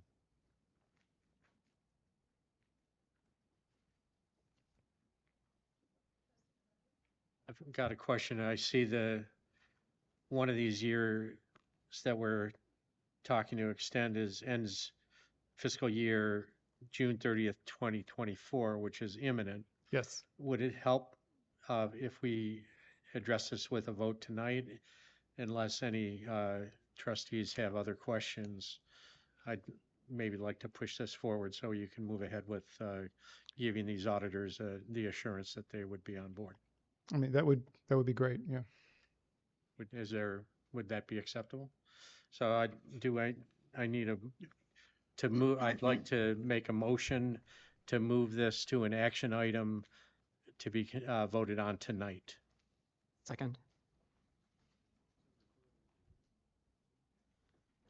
I'm at the agenda. To amend the agenda for this item to be voted on tonight. Still second. Okay. Call the roll. Chair Davis, Yes. Vice Chair Milliken, Yes. Treasurer DeVarty, DeVarty, yes. Secretary Hatcher, Yes. Trustee Fleming, Yes. Yes. Yes. Now I'd like to move that we approve the 2-year extension of the audit firm appointment with Andrews Hooper Pavlik PLC for years ending June 30th, 2024 and June 30th, 2025. Support. Call the roll. Chair Davis, Yes. Vice Chair Milliken, Yes. DeVarty, yes. Secretary Hatcher, Yes. Trustee Fleming, Yes. Trustee McKnight Morton, Yes. Trustee Mills. Yes.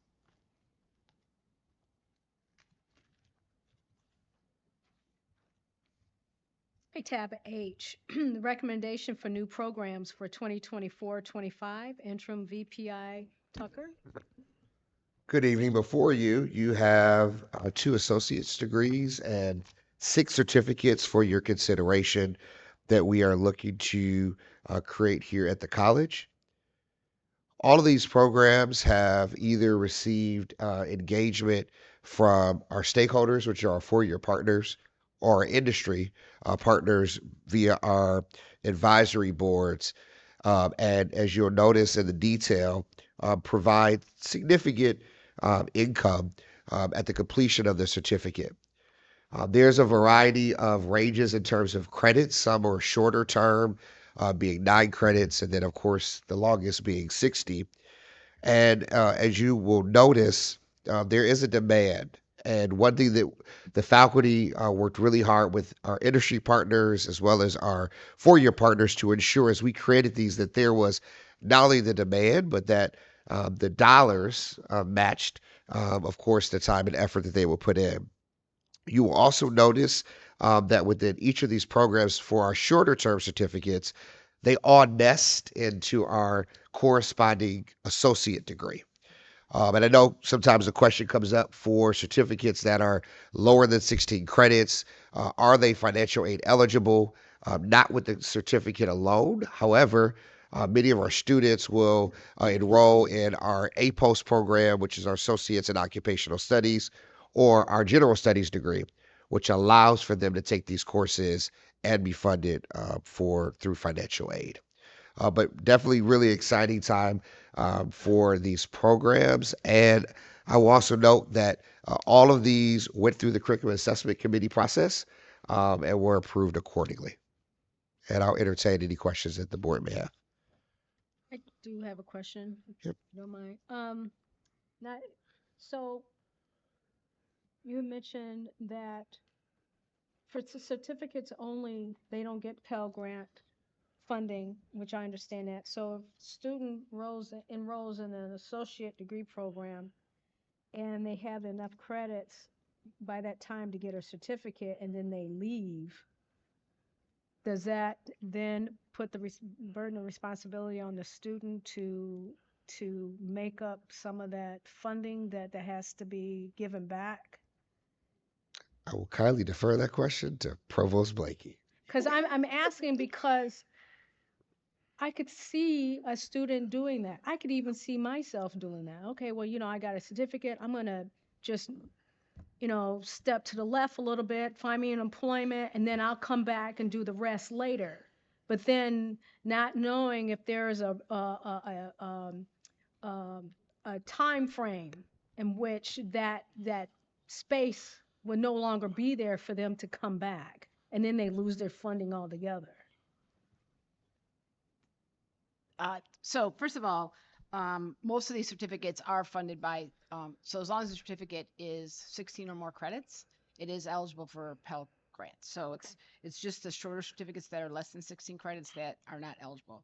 And that's where they can kind of build those inside either the Associate in Occupational Studies or the Associate in General Studies to have the funding for those certificates. And so a student could, if they're going after an associate degree, but they get their certificate first, and then they decide, and that would be awarded. That does not impact them. They don't lose their funding for their associate degree because they got their certificate first and decide to go out and do employment.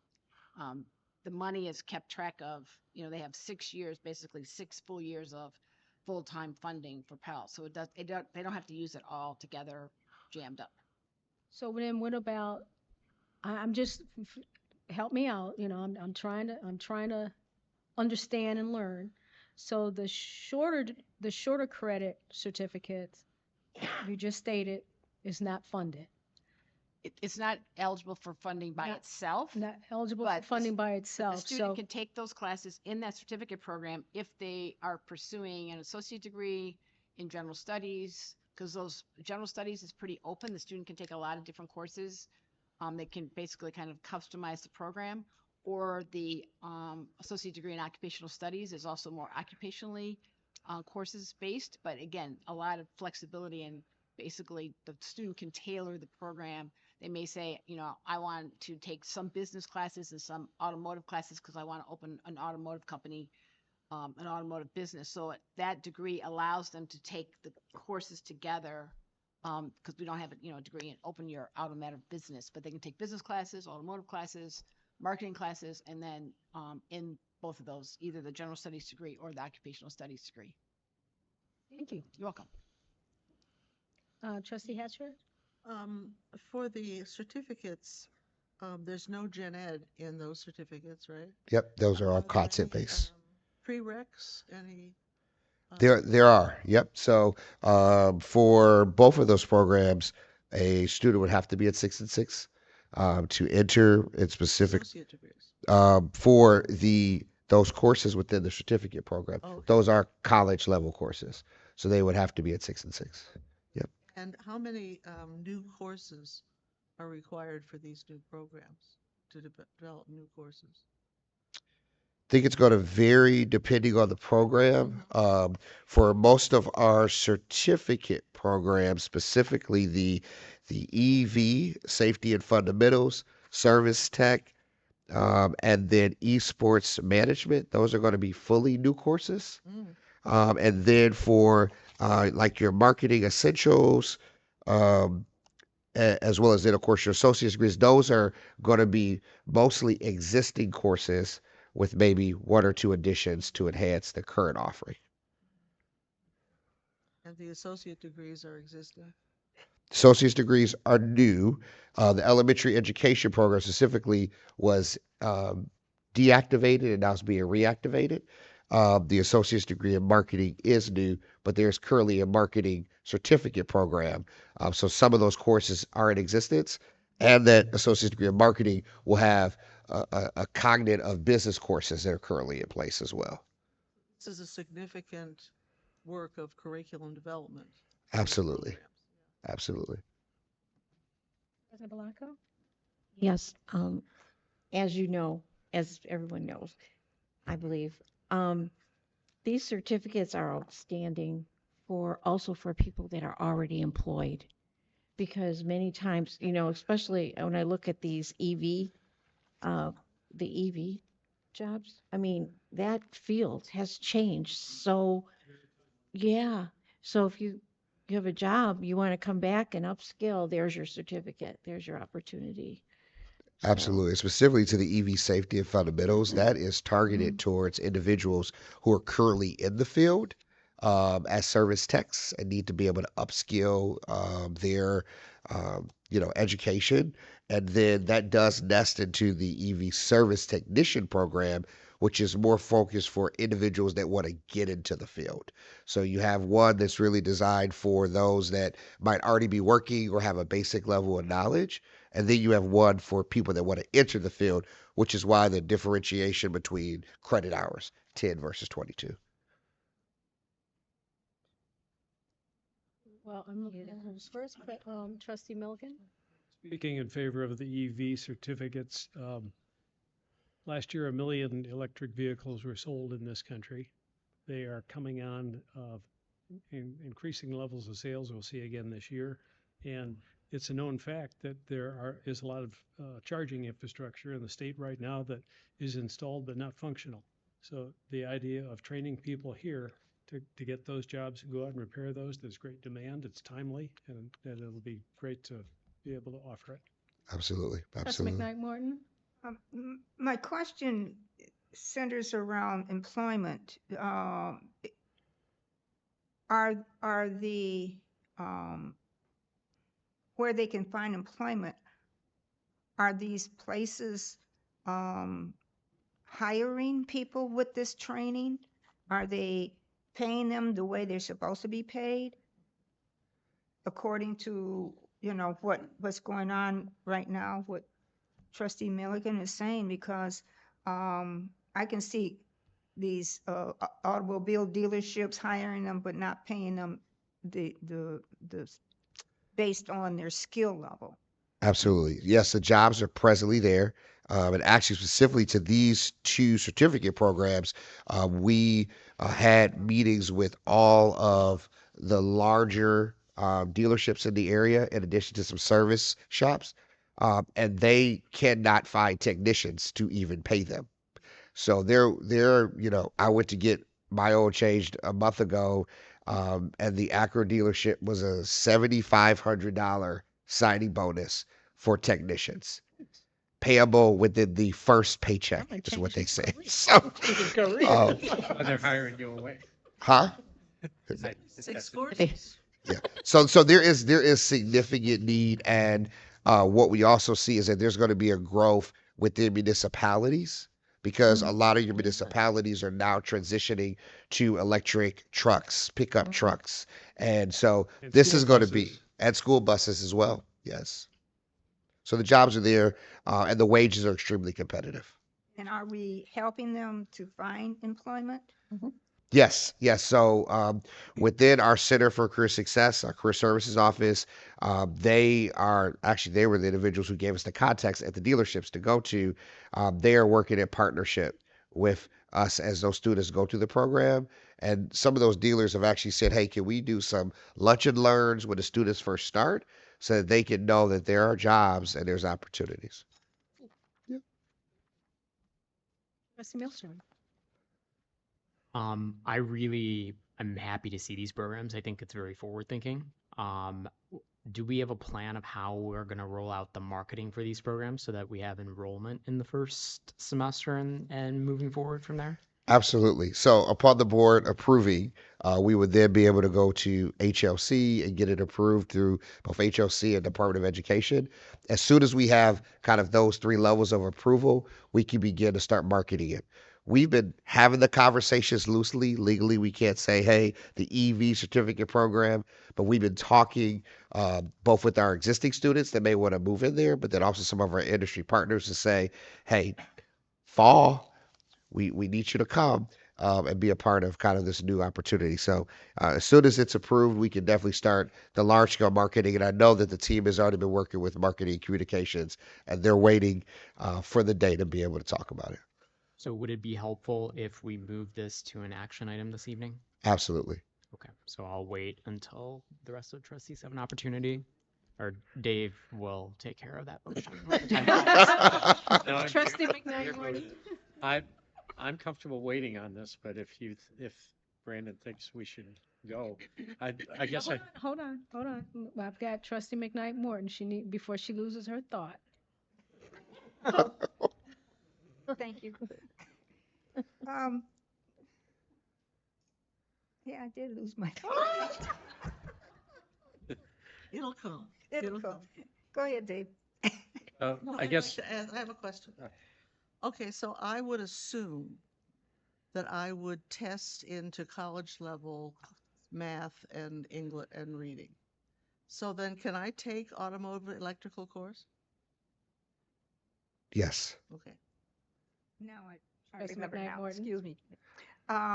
Pretty much I was going to ask, what are the prerequisites for a student to get in here? Do they have to have prior experience? Are they already working in a automobile, whatever it is, a dealership or wherever? So, depending on which certificate you choose, the EV safety and fundamentals is going to be more than likely a student that is working in the field or has a base level of knowledge of combustion engines, ICE. If you are looking at the service tech, that would be more of an entry level because it's going to give you that base level of knowledge that you don't presently have. So, the shorter certificate is for those who currently have the knowledge. The 22 credits is for those who need additional, they may not be coming from a background in automotive. Okay, great. Thank you. Yeah. I'm done. Hey, Trustee DeVarty. I guess what is the full timeline? You said this has to go to HLC. Like, what's the full timeline? After we approve it, how long does it take to get this to the point where we can market it? Absolutely. I'm going to defer to Julie Morrison, our HLC. It will depend on the program. Some programs will go through more quickly than others, depending upon how much content there is and if it's financially eligible. So as soon as they're approved by the board, we'll start that process. And things that are financially eligible also go through the Department of Ed. Yes. They have to go through, they have to go to HLC. They do HLC first, and then after HLC, then they have to go, if they're financial aid eligible, they go to just the certificates. The associate degrees do not have to do that. They have to go through the Department of Ed. So And they're Sooner Pell, the better. and they can get Pell. For the Pell eligible certificates, yes. Okay. So for the, like, there's 2 9-credit ones here that I'm looking at. My son already does this gaming stuff. And my daughter in her job as in a retail book industry, and now she's just moving into the publishing sector of the book industry, already does this social media management type stuff. I'm just wondering are we going to see, what's the whole approval process? It seems like these things, young people are doing this now. Right, we gotta hurry. Yes. I'm with you. We gotta hurry. Because I mean, and these are a great example of short-term 3 classes that give you that base level of knowledge for people that are already potentially in the field or want to get in that have significant earning potential once they have this. I guess with the approval of the board, or unless there's any objection to the board, I would move to amend the agenda to move this to an action item tonight.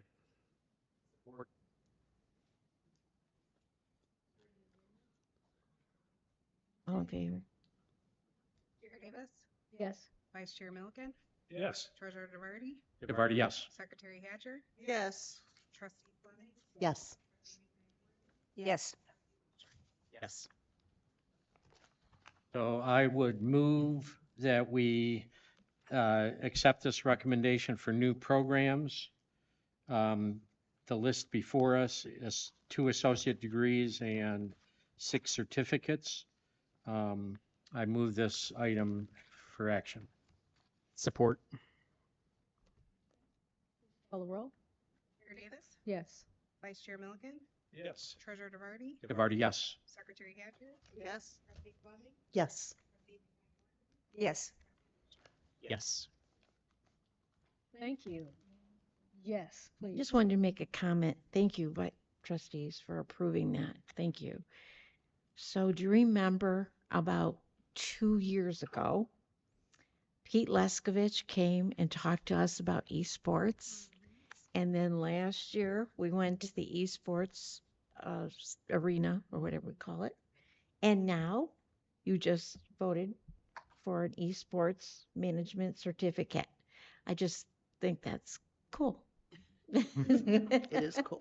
Yeah, Shorter. yeah, this will be shorter, but I mean, how this is just, how things change. Yes. Yeah. Awesome. Awesome. Okay, now we're moving on to tab I, the contract for security camera upgrade and assistance towers installation project. Provost Blakey. Just so you know, we also have 6 esports teams. We went from 2 last year to 6 this year. Wow. Good evening. So tonight we're going to talk about the campus security camera and assistance towers. And last April we brought that project together, and in May 2023 the board approved a $3 million capital project to upgrade our campus security cameras and add 10 assistance emergency phone towers across campus. The upgrade of the security cameras requires the installation of and upgrade of the campus network system. And so that upgrade of that campus system requires electrical, HVAC upgrades to network closets, and the installation of fiber, routers, and switches. So the assistance towers, if you remember from the presentation, they look like this.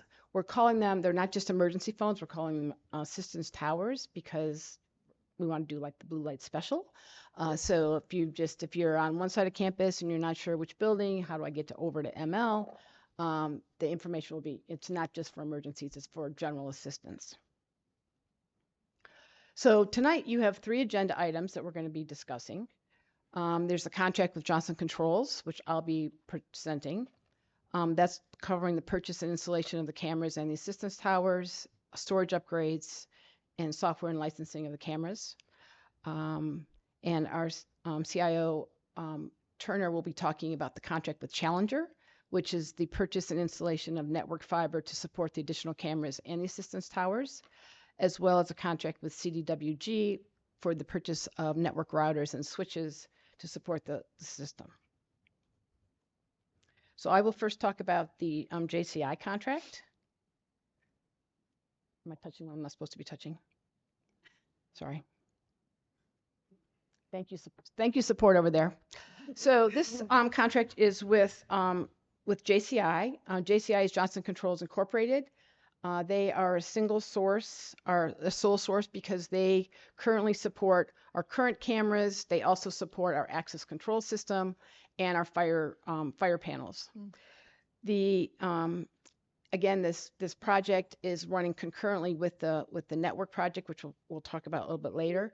But this Johnson Control project is what I consider the guts of this project, because it's the replacement of all our analog cameras, old analog cameras, with new digital cameras.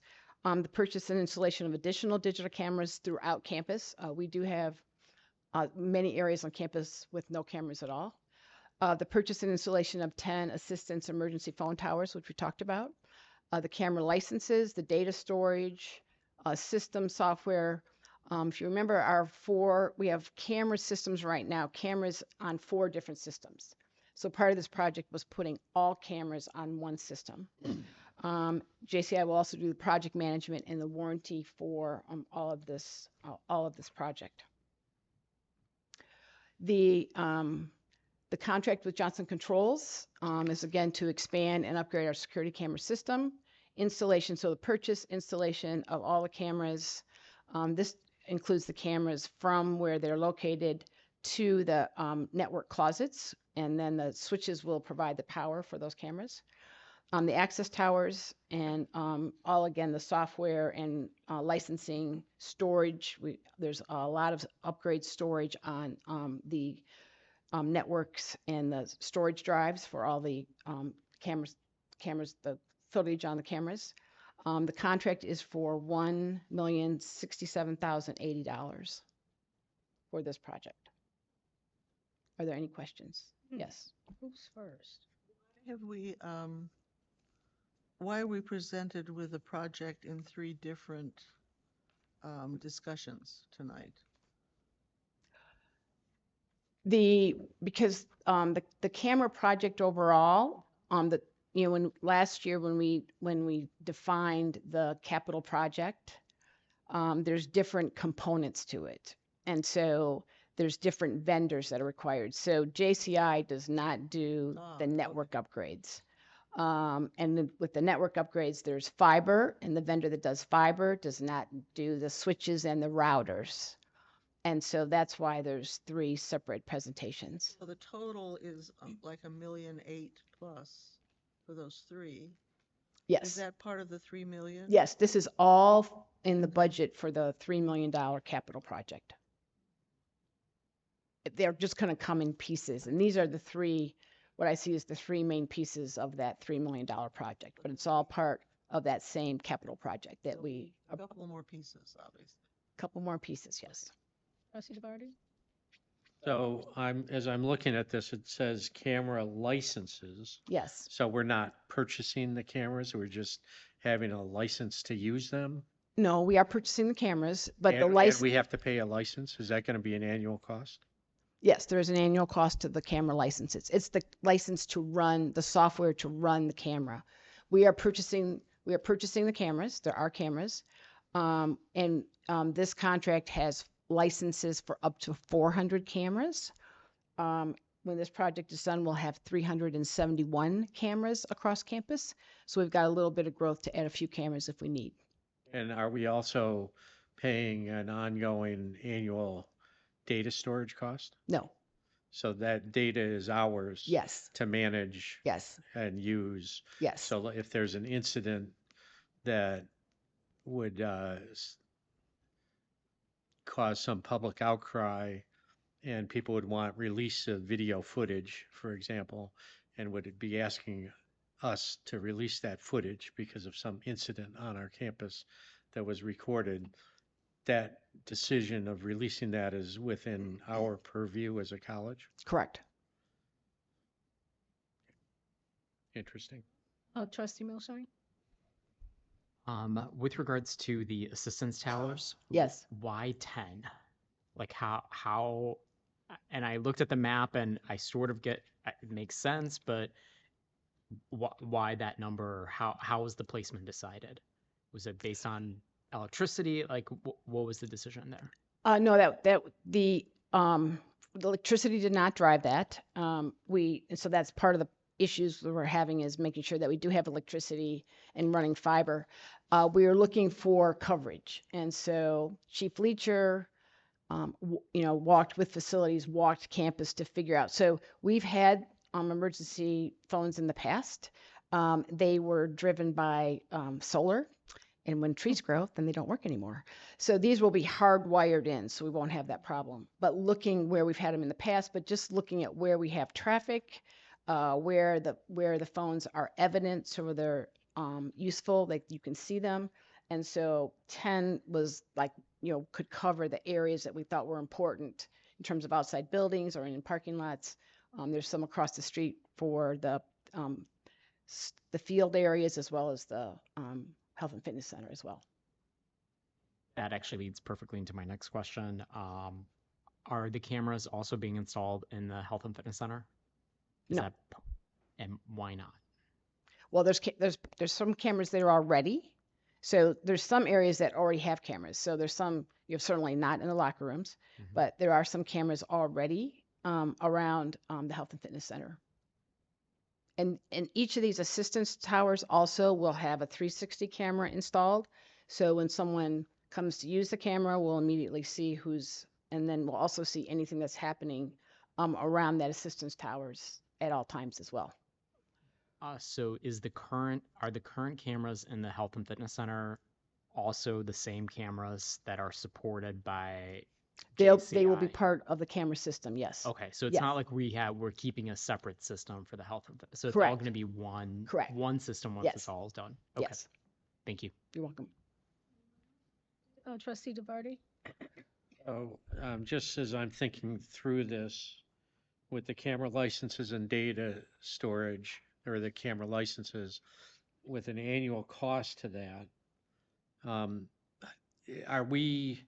do we have a long-term contract? Do we just go year by year and just pay their fees? And is it Johnson Controls that we're licensing that from, or is it somebody else? Like, the Adobe thing we approved earlier was a multi-year contract. And, when that comes up, we may, maybe their rates go up, maybe not. And I'm just wondering what we're buying into with this in terms of annual costs. So the first year of the licenses are included in the project, and then and I will get that number for you, but it's I think $9,000 a year for the camera licenses.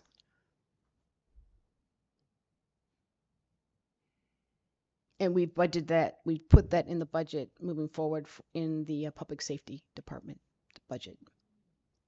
Thank you. You're welcome. Anyone else? Great, thank you. You're welcome.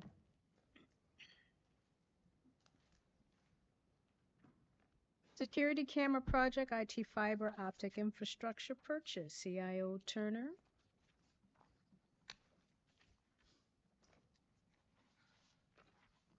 Good evening, Board. Thank you for having the opportunity to talk to you. I think I get the easy part here. So the next item, tab J, is for the fiber optic cable infrastructure for the camera project. It is a component of the $3 million fund for this infrastructure. What we are purchasing from Challenger Technologies, who is a sole source vendor that has been previously competitive bid and approved for these kinds of things and has installed the fiber optics across campus, is the installation of the cable, termination into the proper closets and enclosures, testing and certification of the transmission quality and performance of those as-built cables, and then compliance with local and industry standards. So then the ask is to award Challenger the amount not to exceed $354,766 to provide this to the camera project. Any questions? Yes, sir. fiber optic, I assume, is undergrounded from point to point? That's correct. It goes from the point of the towers into the closest building in most cases into an IT, it's called a main distribution frame, and connected up. Yes. Yes. Trustee Hatcher? And this is a one-time, I mean, with Yes. this project, we won't have a fee every year or something? Correct.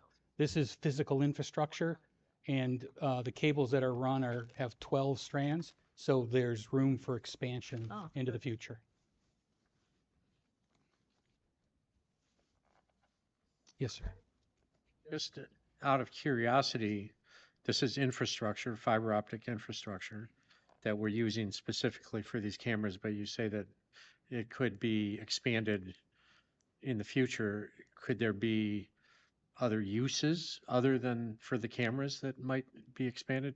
Yes, in fact, in these towers, is a camera, there is telephone, and there's one other feature. So we're using several pairs of those cables. You can add additional cameras, and there may be other communication devices that could be installed in those towers. Yeah. Thank you. There's nothing more? Okay, thank you. Moving on to Here's the tab next one. K, since you're still here up in front of us. Yes. The security camera project IT network switches and routing equipment purchase. So one of the best practices features is to have a separate network capability for your security and surveillance cameras.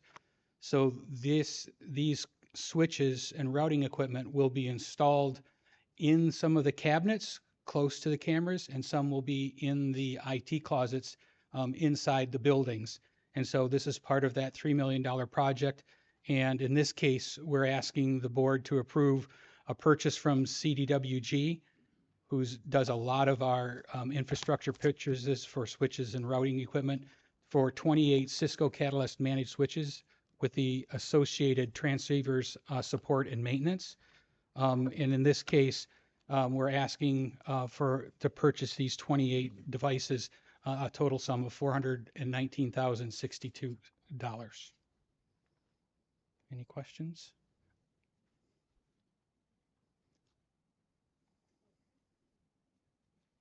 Okay.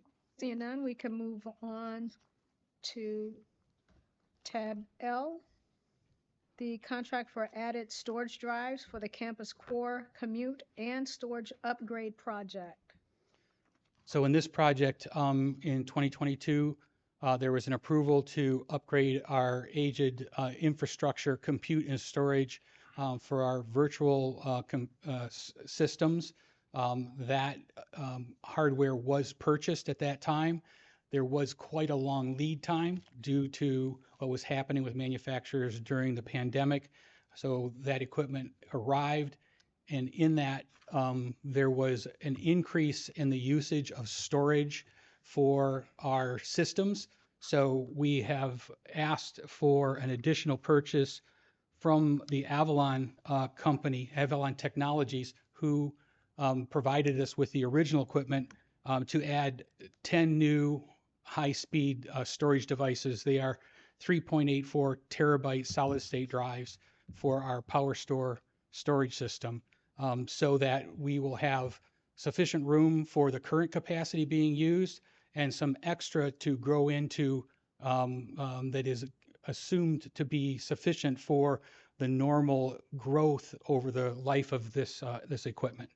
So in this case, we're asking the board to approve a contract with Avalon Technologies in the sum of $132,236 for this increased storage. Question, please. Speaker Fleming? Are you in an urgent state with your storage? Are you butting up against capacity right now? So the new system has not been brought online yet. Okay. The current system, the aged system, is still in place, and we have seen growth on that system, and so we are not in an emergency state here. Okay. This is just going to, when we configure and begin to put this new system online, it will have the sufficient storage for now and growth into the future. Trustee DeVarty? So I'm not super technologically savvy, and this new storage system, is that for um, instructional, educational tools for delivering classes? Is it for our financial management?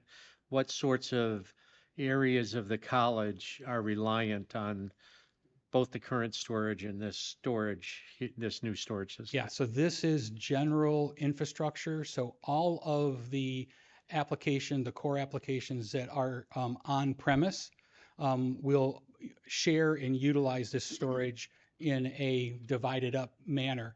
We do have certain of the core applications that are referred to as SaaS, software as a service, that exist out in the cloud for the various vendors that provide that, like Canvas, like Blackboard, and some of the others.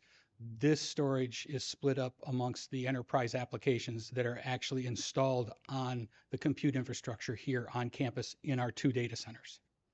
So that would be financial data, student and enrollment data. Correct. So Banner, oh my gosh, there's a whole bunch of dogs and cats, I would call them. So part of the peripherals for students' content, all of our file servers, which is all of our financial data, our business data, and then yes, there's a lot of the course content, all of the data files, the syllabi, videos, etc.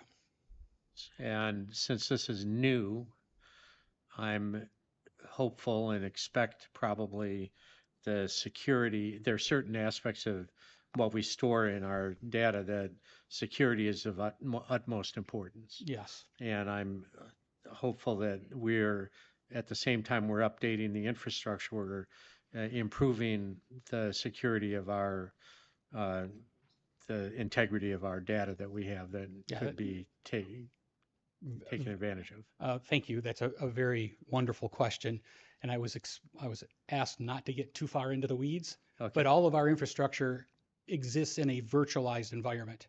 If you may have heard the term hybrid cloud, which means that you put your current on-prem systems into what's called a cloud-first virtual environment with software-defined networking, so that it attaches seamlessly and with the latest, what they refer to, zero trust security protocols in place.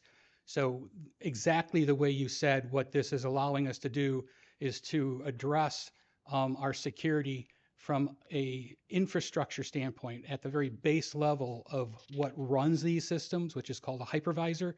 It is the latest and greatest, best security. Well, thank you very much. You bet.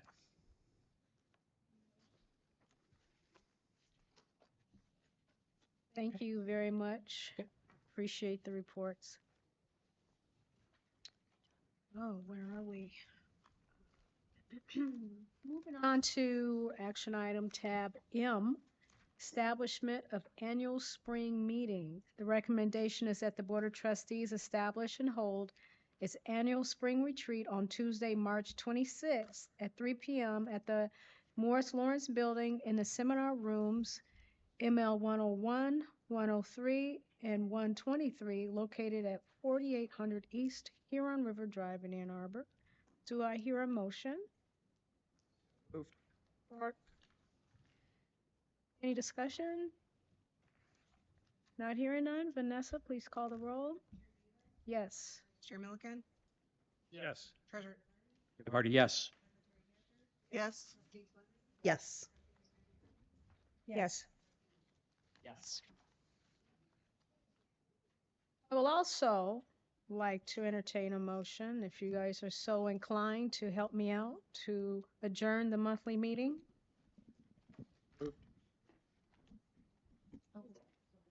Okay. Second. Trustee McKnight Morton, I would like to just to say something about. please go ahead. First of all, from this conference, there's a nice little pamphlet, and it talks about community college facts and stats. Their total of number of community colleges throughout the United States is 1,039. I thought it was less than that, but I think it has increased due to tribal colleges coming on. It could be. And so it goes on to be a little bit more in depth. So if anybody would like to look at this, it's very interesting to see because it really talks more about all of the things, federal legislative priorities and such. This is really good. The second thing is it's called Innovating Workforce Education, Community Colleges at the Forefront of Registered Apprenticeships. And there's a QR code here if anybody would like to see that. And one more thing. There's going to be Governance Leadership Institute. There's going to be 2 this year. Strengthening the leadership team of the board, March 20th through the 22nd at Long Beach, California. And the second one is Fundamentals of Governance, August 7th through 9th, Jackson, Mississippi. If anybody on this board would like to go, I think it's so valuable. It really helps to learn more about community colleges, not just be a board trustee, but community colleges. So this is really important. And my last thing, the next ACCT conference will be in October, Seattle, Washington, October 23rd through the 26th. If anybody's interested in that. That's it. Thank you very much.